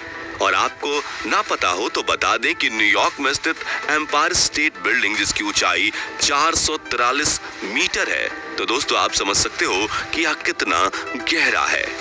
इससे थोड़ा और 500 मीटर की गहराई तक जाएं तो यह वह लेवल है जहां पर दुनिया का सबसे बड़ा क्रिएचर यानी कि ब्लू व्हेल डाइव कर सकती है। ब्लू व्हेल का वजन 1,50,000 केजी होता है और ब्लू व्हेल ही ऐसी क्रिएचर है जो समुद्र में 500 मीटर तक की डाइव लगाकर इस लेवल तक जा सकती है। अमेरिकन नेवी की सी वोल्फ सबमरीन, जो कि एडवांस न्यूक्लियर सबमरीन है, वह भी 500 मीटर से ज्यादा गहराई तक नहीं जा सकती। और यहाँ से आगे 535 मीटर की गहराई पर पानी का प्रेशर इतना ज्यादा बढ़ जाता है कि इंसान उसे सहन नहीं कर पाएगा। ऐसा लगेगा कि उसके ऊपर एक बड़ा सा सांड गिर गया हो। लेकिन हैरान कर देने वाली बात तो यह है कि समुद्र की इतनी गहराई में भी ऐसे कई जीव पाए जाते हैं जो यहाँ भी डाइव कर सकते हैं। एम्परर पेंगुइन ऐसा जीव है जो कि इतना प्रेशर भी बर्दाश्त कर सकता है और आराम से उसमें डाइव लगा सकता है। इसके और नीचे जाया जाए तो यानी 830 मीटर की गहराई तक दुनिया की सबसे ऊंची बिल्डिंग बुर्ज खलीफा का टॉप पाया जाएगा। अगर उसको उल्टा करके समुद्र में डाला जाए तो दोस्तों आप समझ सकते हैं कि यह कितना गहरा है। और यह समुद्र का वह पॉइंट है जहां तक सूरज की रोशनी पहुंच सकती है। यहाँ से नीचे करीब 1000 मीटर की गहराई के विस्तार को स्क्रे जोन के नाम से जाना जाता है, क्योंकि इसके आगे सूरज की रोशनी नहीं पहुंचती, यानी कि पूरा अंधेरा होता है और यहाँ किसी इंसान का जाना पूरी तरह से नामुमकिन है, क्योंकि इस जगह पर पानी का प्रेशर 1500 psi हो जाता है। लेकिन यहाँ भी ऐसे कई जीव हैं जो इस स्क्रे जोन में पाए जाते हैं, जो कि जायंट स्क्विड नाम से जाना जाता है, जो कि इस खतरनाक जगह पर रहते हैं। इसके थोड़े नीचे यानी 1280 मीटर की गहराई पर समुद्री कछुए पाए जाते हैं, जिनको लेदर बैक सी टर्टल यानी लेदर बैक कछुए के नाम से जाना जाता है। यह दुनिया में मौजूद सभी समुद्री कछुओं के मुताबिक बहुत बड़े होते हैं और इनका वजन करीब 700 किलोग्राम तक होता है। इससे भी और नीचे यानी 2000 मीटर की गहराई में जाने पर कई तरह के रोचक समुद्री जीव पाए जाते हैं। यहाँ पर एक ऐसी फिश पाई जाती है जिसको कुदरत ने ही टॉर्च दे रखी है। जी हाँ दोस्तों, इसे लाइट फिश के नाम से जाना जाता है। इसके ऊपर लगे टॉर्च के कारण इतने अंधेरे में भी इसे रास्ता देखने और शिकार करने में मदद मिलती है। थोड़ा और आगे जाएं यानी 2250 मीटर की गहराई पर हमें स्पर्म व्हेल और कोलोसल स्क्विड नाम की खतरनाक जीव जातियां पाई जाती हैं। दोस्तों, कोलोसल स्क्विड का वजन 750 केजी होता है और यह 14 मीटर तक लंबी होती है और इनकी एक आंख खाने की प्लेट की जितनी बड़ी होती है। इनकी भुजाओं में तेज धारदार दांत लगे होते हैं जिनसे यह अपने शिकार को जकड़कर मार सकती है।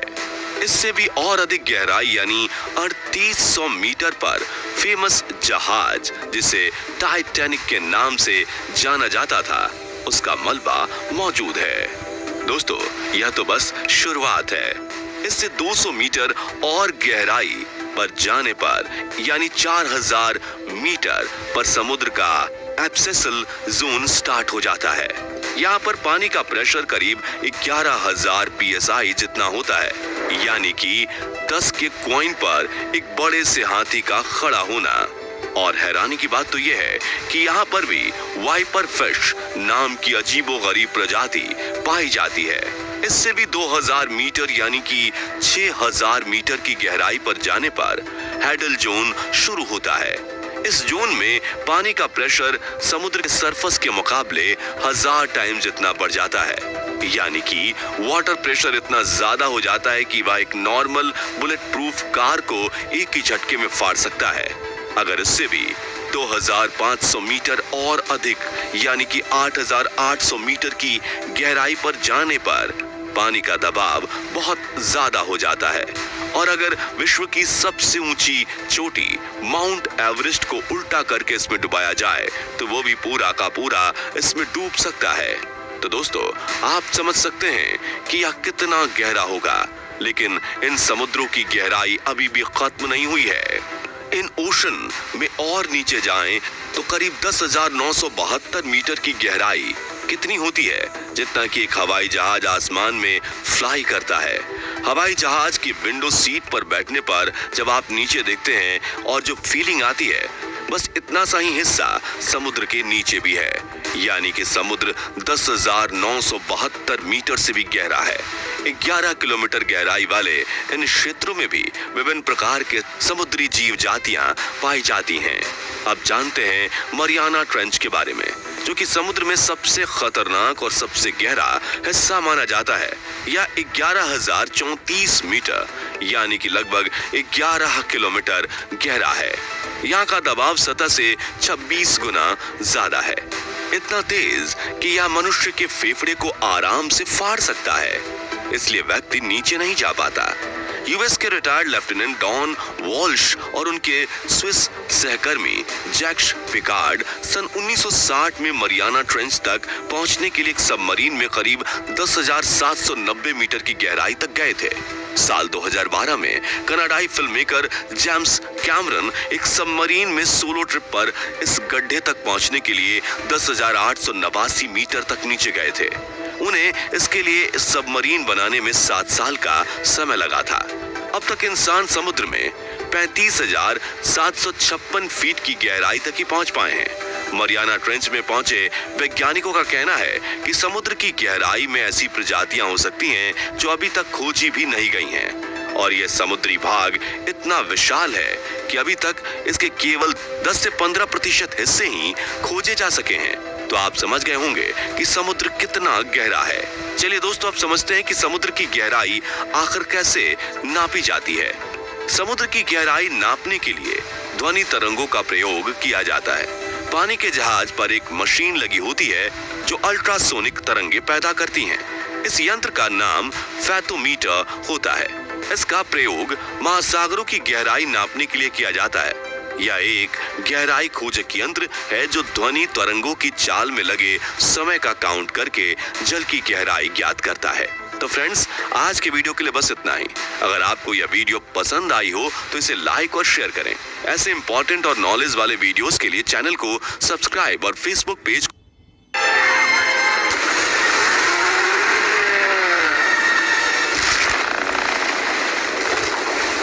इस दुनिया में एक ऐसी भी जगह है जहां आज तक जो भी गया है कभी वापस लौट कर नहीं आ सका। जी हाँ, मैं बात कर रहा हूँ अटलांटिक ओशियन में मायामी, आइलैंड ऑफ बरमुडा और प्यूर्टो रिको से घिरे एक ट्रायंगल शेप एरिया की, जिसे पूरी दुनिया बरमूडा ट्रायंगल के नाम से जानती है। लेकिन वास्तविकता में इस ट्रायंगल की सीमाएं कहां तक फैली हुई हैं, ये बात कोई नहीं जानता, क्योंकि अक्सर इन्हीं सीमाओं के कंफ्यूजन के चलते हजारों जहाज यहाँ हादसे का शिकार हो चुके हैं। 2019 के अंत तक यहाँ करीब 2000 जहाज और 200 से ज्यादा एयरक्राफ्ट लापता हो चुके हैं, जिनमें से केवल कुछ एक को छोड़कर ना तो आज तक किसी जहाज का मलबा मिला है और ना ही उनके अंदर मौजूद किसी इंसान का कोई अवशेष। ये बात बड़ी हैरान करने वाली है कि आज के समय में जब हमारे पास टेक्नोलॉजी इतनी विकसित हो चुकी है कि हम यहीं बैठे बैठे यहाँ से लाखों प्रकाश वर्ष दूर किसी ग्रह पर मौजूद सूक्ष्म से सूक्ष्म जीवन को भी देख लेते हैं, तब भी आज तक हम इस छोटे से एरिया में लापता हुए किसी भी जहाज को नहीं तलाश पाए, क्योंकि शायद वो यहाँ थे ही नहीं। ये बात 4 दिसंबर 1970 की है, जब पायलट ब्रूस गर्नर ने अपने पिता और एक बिजनेस पार्टनर के साथ एंड्रोस आइलैंड से फ्लोरिडा कोस्ट जाने के लिए उड़ान भरी। उस समय ये एरिया बरमूडा ट्रायंगल के अंदर नहीं आता था और ब्रूस के लिए ये कोई नई उड़ान भी नहीं थी, क्योंकि वो पहले भी इस रूट पर कई बार आ चुके थे। इसलिए ब्रूस बेफिक्र होकर इस रास्ते पर आगे बढ़ रहे थे। लेकिन शायद इस बार की उड़ान उनकी लाइफ की सबसे खतरनाक उड़ान होने वाली थी। जैसे ही ब्रूस ने उड़ान भरी तो कुछ अजीब होना शुरू हो गया। करीब 1000 फीट की ऊंचाई पर पहुंचते ही ब्रूस को अपने सामने काले बादलों का एक छोटा सा झुंड दिखाई दिया। ये झुंड दूर से एकदम नॉर्मल लग रहा था, इसलिए ब्रूस किसी नॉर्मल बादल की तरह ही इसमें से भी आसानी से निकल गए। यहाँ तक सब कुछ ठीक था, कहीं कोई गड़बड़ नजर नहीं आ रही थी। लेकिन जैसे ही प्लेन 11,500 फीट की हाइट पर पहुंचा तो एक बार फिर एक काला बादल प्लेन के सामने आता है। इस बार ये पहले वाले की तुलना में कई किलोमीटर बड़ा था, इसलिए ना चाहते हुए भी ब्रूस को इसके अंदर से ही गुजरना पड़ा। जैसे ही ब्रूस ने इसके अंदर एंटर किया तो चारों तरफ अंधकार छा गया। ब्रूस को कुछ समझ नहीं आ रहा था कि आखिर ये बादल क्या चीज है, क्योंकि ये किसी नॉर्मल स्टॉर्म क्लाउड से बिल्कुल अलग था। तभी कुछ देर बाद वहाँ अचानक सफेद लाइट चमकने लगती हैं। ये बिल्कुल बिजली के कड़कने जैसा था, लेकिन लाइटनिंग नहीं थी, क्योंकि ये फ्लैशेज लाइटनिंग के मुकाबले काफी ब्राइट थे और किसी जाल की तरह उनके प्लेन के चारों तरफ फैल चुके थे। अगले 30 मिनट तक ब्रूस इसी बादल में उड़ान भरते रहे। इस दौरान उन्हें एहसास हुआ कि ये वही सेम क्लाउड था जो उन्हें 1000 फीट की हाइट पर मिला था। फर्क सिर्फ इतना था कि इस बार ये क्लाउड किसी टनल की तरह सिलेंड्रिकल था। ब्रूस इस टाइम इस सिलेंड्रिकल क्लाउड के बिल्कुल सेंटर में उड़ान भर रहे थे। इस टाइम उन्हें ऐसा लग रहा था कि शायद वो इस ट्रैप से कभी बाहर ही नहीं निकल पाएंगे, क्योंकि दूर दूर तक कहीं भी बाहर जाने का कोई रास्ता दिखाई नहीं दे रहा था। लेकिन तभी एक और रहस्यमयी घटना घटती है। ब्रूस को अचानक अपने सामने से लाइट आती हुई दिखाई देती है, जो संभवतः इस रहस्यमयी टनल का एंड था। इसलिए ब्रूस ने तुरंत अपने प्लेन को उसी दिशा में आगे बढ़ा दिया। लेकिन जैसे ही ब्रूस उस एंड पॉइंट के नजदीक पहुंचने लगे तो उसने सिकुड़ना शुरू कर दिया। इस मोमेंट पर उनके प्लेन के नेविगेशन इंस्ट्रूमेंट में हलचल पैदा होने लगी। कंपास अपने आप बार बार अपनी दिशा बदल रहा था। प्लेन के इलेक्ट्रॉनिक इंस्ट्रूमेंट अपने आप रेस्पॉन्ड करने लगे। ऐसा लग रहा था जैसे प्लेन को कोई बाहरी शक्ति कंट्रोल कर रही हो। इस टाइम प्लेन पर कंट्रोल करने के ब्रूस के सारे प्रयास विफल हो रहे थे। लेकिन हैरानी की बात ये थी कि प्लेन अभी भी कंटिन्यू उस टनल के एंड पॉइंट की तरफ बढ़े जा रहा था। अगले 20 सेकंड तक ब्रूस का प्लेन इसी तरह हिचकोले खाते हुए इस क्लाउड में ट्रेवल करता रहा और फिर अचानक एक झटके के साथ इस क्लाउड से बाहर निकल गया। लेकिन अगले 5 सेकंड तक उसके साथ वो हुआ जो पृथ्वी पर होना लगभग नामुमकिन था। इस रहस्यमयी क्लाउड से निकलने के अगले 5 सेकंड तक ब्रूस खुद को वेटलेस फील कर रहे थे, बिल्कुल वैसे ही जैसे कोई अंतरिक्ष यात्री तब फील करता है जब वह अर्थ के ग्रेविटेशनल फोर्स से बाहर चला जाता है। इसके बाद सब कुछ नॉर्मल हो गया। प्लेन के सारे इंस्ट्रूमेंट सही से वर्क करने लगे। इसलिए ब्रूस ने तुरंत ग्राउंड कंट्रोल से कांटेक्ट करने की कोशिश की, क्योंकि पिछले आधे घंटे से ब्रूस को इस बात का कोई अंदाजा नहीं था कि वो कहां उड़ान भर रहे हैं। लेकिन जब ग्राउंड कंट्रोल ने रडार पर उनकी लोकेशन को ट्रैक करना चाहा तो वहां उन्हें ऐसा कोई प्लेन नजर नहीं आया। कुछ देर बाद ग्राउंड कंट्रोल ने वापस ब्रूस से कांटेक्ट किया और उन्हें बताया कि वो उनका एयर स्पेस पार करके ऑलरेडी मायामी के एयर स्पेस में पहुंच चुके हैं। लेकिन ये कैसे हो सकता था, क्योंकि ब्रूस को अपनी इस यात्रा में करीब 400 किलोमीटर की डिस्टेंस तय करनी थी, जो कम से कम 90 मिनट का समय लेती। लेकिन उन्हें तो उड़ान भरे हुए अभी सिर्फ 47 मिनट ही हुए थे। जिस विमान से वो यात्रा कर रहे थे उसकी मैक्सिमम पॉसिबल स्पीड ही 290 किलोमीटर प्रति घंटे की थी। यानी इस प्लेन से 47 मिनट में 400 किलोमीटर की डिस्टेंस तय करना पॉसिबल ही नहीं था। इसलिए एक बार को ब्रूस को भी लगा कि शायद ग्राउंड कंट्रोल की टीम से कुछ मिस्टेक हो रही है, लेकिन अगले कुछ ही पलों बाद उनका ये वहम दूर हो गया क्योंकि उनके सामने मायामी का एयरपोर्ट था। फाइनली जब एयरपोर्ट पर लैंडिंग के बाद उन्होंने अपना फ्यूल चेक किया तो उनके होश उड़ गए क्योंकि 400 किलोमीटर की यात्रा में जितना फ्यूल खर्च होना चाहिए था उसका आधा फ्यूल अभी भी प्लेन में बचा हुआ था। यानी ये प्लेन असल में केवल 200 किलोमीटर के आसपास ही चला था। लेकिन अगर ये बात सच थी तो ब्रूस एंड्रोस आइलैंड से मायामी एयरपोर्ट तक कैसे पहुंचे जिनके बीच की दूरी ही करीब 400 किलोमीटर थी। ब्रूस ने इसके बारे में कई प्रोफेसर से भी बात की, लेकिन किसी के पास भी इस घटना का कोई जवाब नहीं था। आज तक इस एरिया में न जाने कितने शिप्स और प्लेन गायब हुए हैं, लेकिन केवल कुछ एक को छोड़कर आज तक ना तो किसी प्लेन का मलबा मिला है और ना ही किसी की डेड बॉडी। ऐसे में इस घटना ने एक नई बहस छेड़ दी थी कि क्या वास्तव में बरमूडा ट्रायंगल किसी दूसरी दुनिया का दरवाजा है, क्योंकि एक थ्योरी के अकॉर्डिंग इस घटना के पीछे डार्क एनर्जी का हाथ हो सकता है, वही डार्क एनर्जी जो इस पूरे यूनिवर्स के है। साइंटिस्ट की माने तो डार्क एनर्जी वो पावर है जो किसी ब्लैक होल की तरह ही स्पेस टाइम को कर्व करके इस तरह के टनल बना सकती है जिसकी हेल्प से लाखों प्रकाश वर्ष की दूरियां बेहद कम टाइम में तय की जा सकती हैं। संभवतः ब्रूस भी ऐसे ही किसी टनल से टकराए होंगे और सौभाग्यवश उससे बाहर निकल पाने में भी कामयाब हुए, जिसके कारण वो 400 किलोमीटर की डिस्टेंस मात्र 47 मिनट में तय कर पाए। लेकिन डार्क एनर्जी आज भी सिर्फ एक थ्योरी ही है और कोई भी साइंटिस्ट इसे पूरी तरह एक्सप्लेन नहीं कर पाया है। हालांकि उस दिन 84 सन स्पॉट्स के साथ 700 किलोमीटर प्रति घंटे की स्पीड की सोलर विंड रिकॉर्ड की गई थी, जिसके कारण अर्थ के मैग्नेटोस्फीयर में बड़े लेवल पर डिस्टर्बेंस रिकॉर्ड किया गया था। शायद ये एक रीजन हो सकता है कि आखिर प्लेन के इलेक्ट्रॉनिक इंस्ट्रूमेंट उस टाइम ऐसा बिहेव क्यों कर रहे थे। लेकिन इस सवाल का जवाब आज भी एक रहस्य ही बना हुआ है कि आखिर 290 किलोमीटर प्रति घंटे की स्पीड से चलने वाला कोई प्लेन 400 किलोमीटर की दूरी 47 मिनट में कैसे तय कर सकता है, और आखिर 2000 शिप्स और 200 एयरक्राफ्ट के लापता होने के बावजूद भी आज तक उनका मलबा क्यों नहीं मिल पाया। क्या वास्तव में इन सब चीजों के पीछे डार्क एनर्जी का ही हाथ हो सकता है? आपका इस बारे में क्या सोचना है, कमेंट करके हमें जरूर बताइएगा।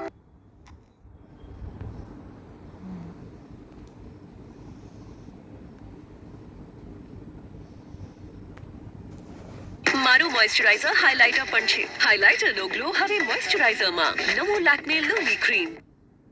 क्या आपने कभी सोचा है कि अगर अर्थ के आर पार सुराख किया जाए तो वो सुराख अर्थ की दूसरी साइड पर किस जगह निकलेगा? मान लें कि अगर साइंस के पास ऐसी टेक्नोलॉजी मौजूद हो और हम उसके जरिए इंडिया या पाकिस्तान की जमीन में एक ऐसा सुराख करें जो इतना डीप हो कि वो सीधा अर्थ की दूसरी साइड पर निकले।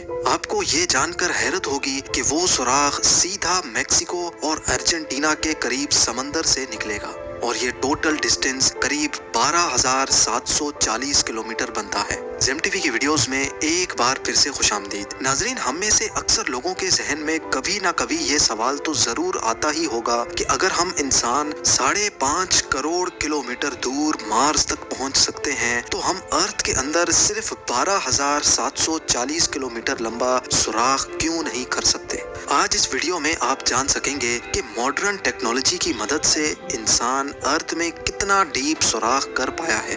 अर्थ की गहराई में वो कौन सी चीज है जो बड़ी से बड़ी ड्रिलिंग रिग को भी कमजोर बना देती है।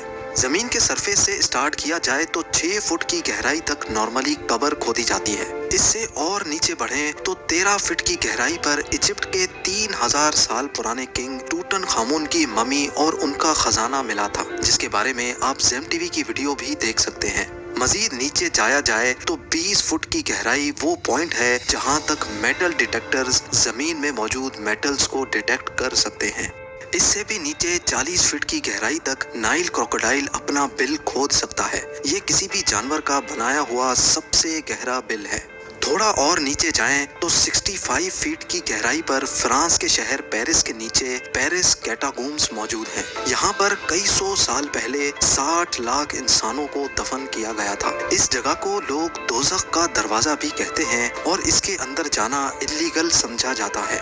170 फीट की गहराई तक दुनिया का सबसे गहरा स्विमिंग पूल बनाया गया था। ये स्विमिंग पूल दुबई में डीप डाइव के नाम से मशहूर है और हैरत अंगेज तौर पे इसमें टोटल 1.5 करोड़ लीटर पानी मौजूद है। जमीन के अंदर 328 फीट की गहराई वो पॉइंट है जहां पर न्यूक्लियर वेस्ट को दफन किया जाता है। थोड़ा सा ही और नीचे जाएं तो 346 फीट की गहराई पर दुनिया का सबसे गहरा मेट्रो स्टेशन बना हुआ है। ये मेट्रो स्टेशन यूक्रेन के शहर कीव में बना हुआ है और ये इतना डीप है कि यहाँ तक पहुँचने के लिए कई एलिवेटर्स का इस्तेमाल करना पड़ता है। 400 फीट की गहराई पर हम उस पॉइंट पर पहुंच जाते हैं जहां तक दरख्त की जड़ें जा सकती हैं। इतनी लंबी जड़ साउथ अफ्रीका में एक फिग ट्री की देखी जा चुकी है। इस पॉइंट से भी नीचे यानी 720 फीट की गहराई तक दुनिया की सबसे गहरी रिवर का बॉटम पाया जाता है। ये रिवर भी अफ्रीका में ही मौजूद है जो कॉन्गो रिवर के नाम से जानी जाती है। हैरत अंगेज तौर पे इंसान इससे भी नीचे जमीन में जा चुका है। 790 फीट की गहराई पर दुनिया का सबसे गहरा ट्रेन टनल मौजूद है। ये टनल जापान में साइकन टनल के नाम से जाना जाता है जो जापान के 2 आइलैंड्स को आपस में कनेक्ट करता है। ये टनल यहाँ समंदर के बॉटम से भी नीचे बनाया गया है, लेकिन इससे भी नीचे 940 फीट की गहराई पर दुनिया का सबसे गहरा रोड टनल नॉर्वे में मौजूद था, पर 2019 में इसका भी रिकॉर्ड तोड़ दिया गया। जी हाँ, इस टनल से सिर्फ 18 फीट और नीचे रोगालैंड में रायफास्ट टनल बनाया गया जो इस वक्त जमीन से नीचे 958 फीट की गहराई पर मौजूद है। मजीद नीचे जाया जाए तो जमीन से 1000 फीट नीचे भी अगर कोई छुप कर बैठ जाए तो न्यूक्लियर मिसाइल से बच नहीं सकता। B-82 न्यूक्लियर वॉरहेड ये एक ऐसा न्यूक्लियर मिसाइल है जो अगर कहीं गिरे तो 1000 फीट नीचे तक भी स्ट्रक्चर्स को तबाह करने की काबिलियत रखता है। हैरत अंगेज तौर पे इससे भी नीचे 1286 फीट की गहराई वो पॉइंट है जहां दुनिया का सबसे गहरा पानी का कुआं मौजूद है और इस कुएं को हाथों की मदद से खोदा गया था। ये कुआं इंग्लैंड में मौजूद वुडिंग डीन में एक हॉस्पिटल के बाहर मौजूद है जिसको 1862 में 4 साल लगाकर खोदा गया था और यहाँ से मरीजों के लिए पानी निकाला जाता था। 1980 फीट की गहराई पर दुनिया की सबसे गहरी वर्टिकल केव शाफ्ट मौजूद है। स्लोवेनिया में वाक़े केव का ये अंदरूनी मंजर है। अगर बदकिस्मती से कोई इस वर्टिकल शाफ्ट में गिर जाए तो वो चाइना के शंघाई टावर से छलांग लगाने जैसा ही होगा। इससे भी नीचे 2300 फीट की गहराई वो पॉइंट है जहां पर चिली के 33 माइनर्स पूरे 69 डेज तक बगैर खाने पीने के फंसे हुए थे। इन माइनर्स को जमीन की गहराइयों से कैसे निकाला गया इसके बारे में भी आप SEM TV की वीडियो देख सकते हैं। जमीन से 3180 फीट नीचे इंसान का खोदा गया ऐसा होल मौजूद है जिसमें से खुला आसमान भी देखा जा सकता है। ये जगह बिंगम कॉपर माइन कहलाती है जो इतनी गहरी है कि इसमें दुनिया की सबसे ऊंची बिल्डिंग भी फिट आ सकती है और उसके बावजूद भी इसमें काफी सारी जगह बच जाएगी। इंसान की जमीन के अंदर जाने की दौड़ ये रिकॉर्ड भी तोड़ चुकी है। 5387 फीट नीचे दुनिया की सबसे गहरी लेक का बॉटम पाया जाता है। ये लेक रशिया में बाइकाल के नाम से जानी जाती है। इससे नीचे 6000 फीट की गहराई पर ग्रैंड कैनियन का बॉटम पाया जाता है, पर जमीन में इतनी ज्यादा गहराई तक भी इंसान जा चुका है। जी हाँ, कनाडा की सडबरी सिटी में 6213 फीट की गहराई में दुनिया का सबसे डीपेस्ट म्यूजिकल कॉन्सर्ट हुआ था। 7 मार्च 2020 को ये कॉन्सर्ट शाफ्ट बॉटम बॉयज ने क्रीटन माइन में जाकर किया था। दुनिया की सबसे गहरी गार इससे भी काफी ज्यादा नीचे है। 7200 फीट गहरी ये केव जॉर्जिया में मौजूद है, लेकिन हैरत की बात यह है कि इंसान इससे भी ज्यादा नीचे जाने में कामयाब हो चुका है।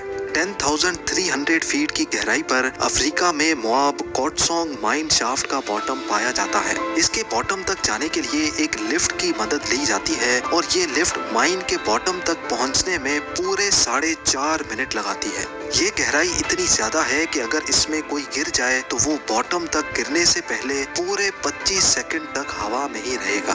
थोड़ा और नीचे जाने पर यानी 13,120 फीट की गहराई पर दुनिया की सबसे गहरी गोल्ड माइन मौजूद है। ये गोल्ड माइन भी अफ्रीका में ही मौजूद है, जिसके अंदर जाने में माइनर्स को पूरा 1 घंटा लग जाता है और इस माइन के बॉटम पर टेम्परेचर 66 डिग्री सेल्सियस होता है। इस पॉइंट से काफी ज्यादा नीचे 29,000 फीट की गहराई इतनी ही है जितना ऊंचा माउंट एवरेस्ट का पहाड़ है। और 38,000 फीट की गहराई इतनी ही है जितना ऊपर कमर्शियल एयरलाइन फ्लाई करता है। लेकिन आप यकीन नहीं कर सकेंगे, इंसान इससे भी ज्यादा गहराई तक जमीन में होल कर चुका है। जी हाँ, 40,230 फीट नीचे इंसान का बनाया हुआ सबसे गहरा होल मौजूद है, जो Kola super deep bore hole के नाम से जाना जाता है। ये 23 सेंटीमीटर चौड़ा होल 1979 में रशिया ने किया था और उनका मिशन था कि उनको अर्थ के सेंटर तक सुराख करना है। लेकिन 9 सालों की मुसलसल ड्रिलिंग के बाद एक पॉइंट ऐसा आया जब नीचे टेम्परेचर 180 डिग्री सेल्सियस तक जा पहुंचा और जिसकी वजह से ड्रिलिंग इक्विपमेंट इतना गर्म हो जाता था कि उसका मजीद नीचे सुराख करना पॉसिबल नहीं था। इस होल में अगर कोई बॉल फेंका जाए तो उसको बॉटम तक पहुंचने में पूरे 50 सेकंड लग जाएंगे। लेकिन हैरत अंगेज तौर पे इंसान अपने ही बनाए हुए इस रिकॉर्ड को भी तोड़ बैठा है। 2008 में कतर की एक ऑयल कंपनी ने 40,318 फीट गहरा होल करके दुनिया के सारे रिकॉर्ड तोड़ दिए हैं।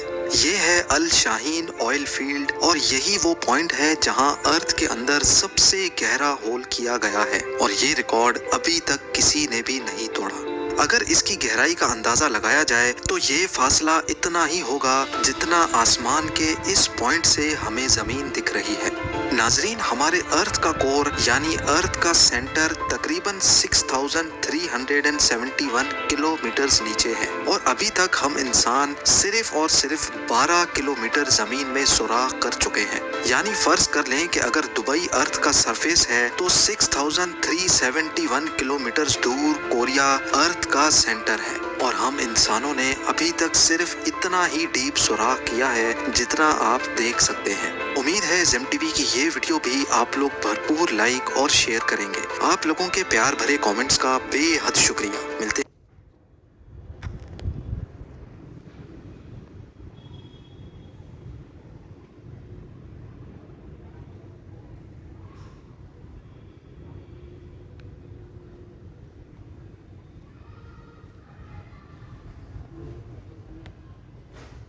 दोस्तों, आज हम 21वीं सदी में जी रहे हैं। दुनिया कहां से कहां पहुंच गई, हम चांद पर पहुंच गए और अब मंगल पर जीवन की तलाश कर रहे हैं। लेकिन आज भी हमारे बीच ऐसे कई रहस्य हैं जो अब भी अनसुलझे हैं। जब भी कोई इन रहस्यों को सुलझाना चाहता है तो वो खुद ही उलझ कर रह जाता है। ऐसा एक रहस्य है बरमूडा ट्रायंगल। बरमूडा ट्रायंगल का नाम तो आप सभी ने सुना ही होगा। कहा जाता है कि जो भी चीज इस ट्रायंगल से होकर गुजरती है वो हमेशा के लिए कहीं खो जाती है। कई बार कई वैज्ञानिकों ने इस पर शोध करने की कोशिश भी की, लेकिन कुछ भी हाथ नहीं लग पाया। जी हाँ दोस्तों, आपने बिल्कुल सही सुना। ठोको लाइक आगे की पूरी जानकारी के लिए। दोस्तों, बरमूडा ट्रायंगल को लेकर सबके अपने अपने तथ्य हैं, लेकिन कुछ लोग इसे पौराणिक मान्यताओं और सतयुग से जोड़ते हैं।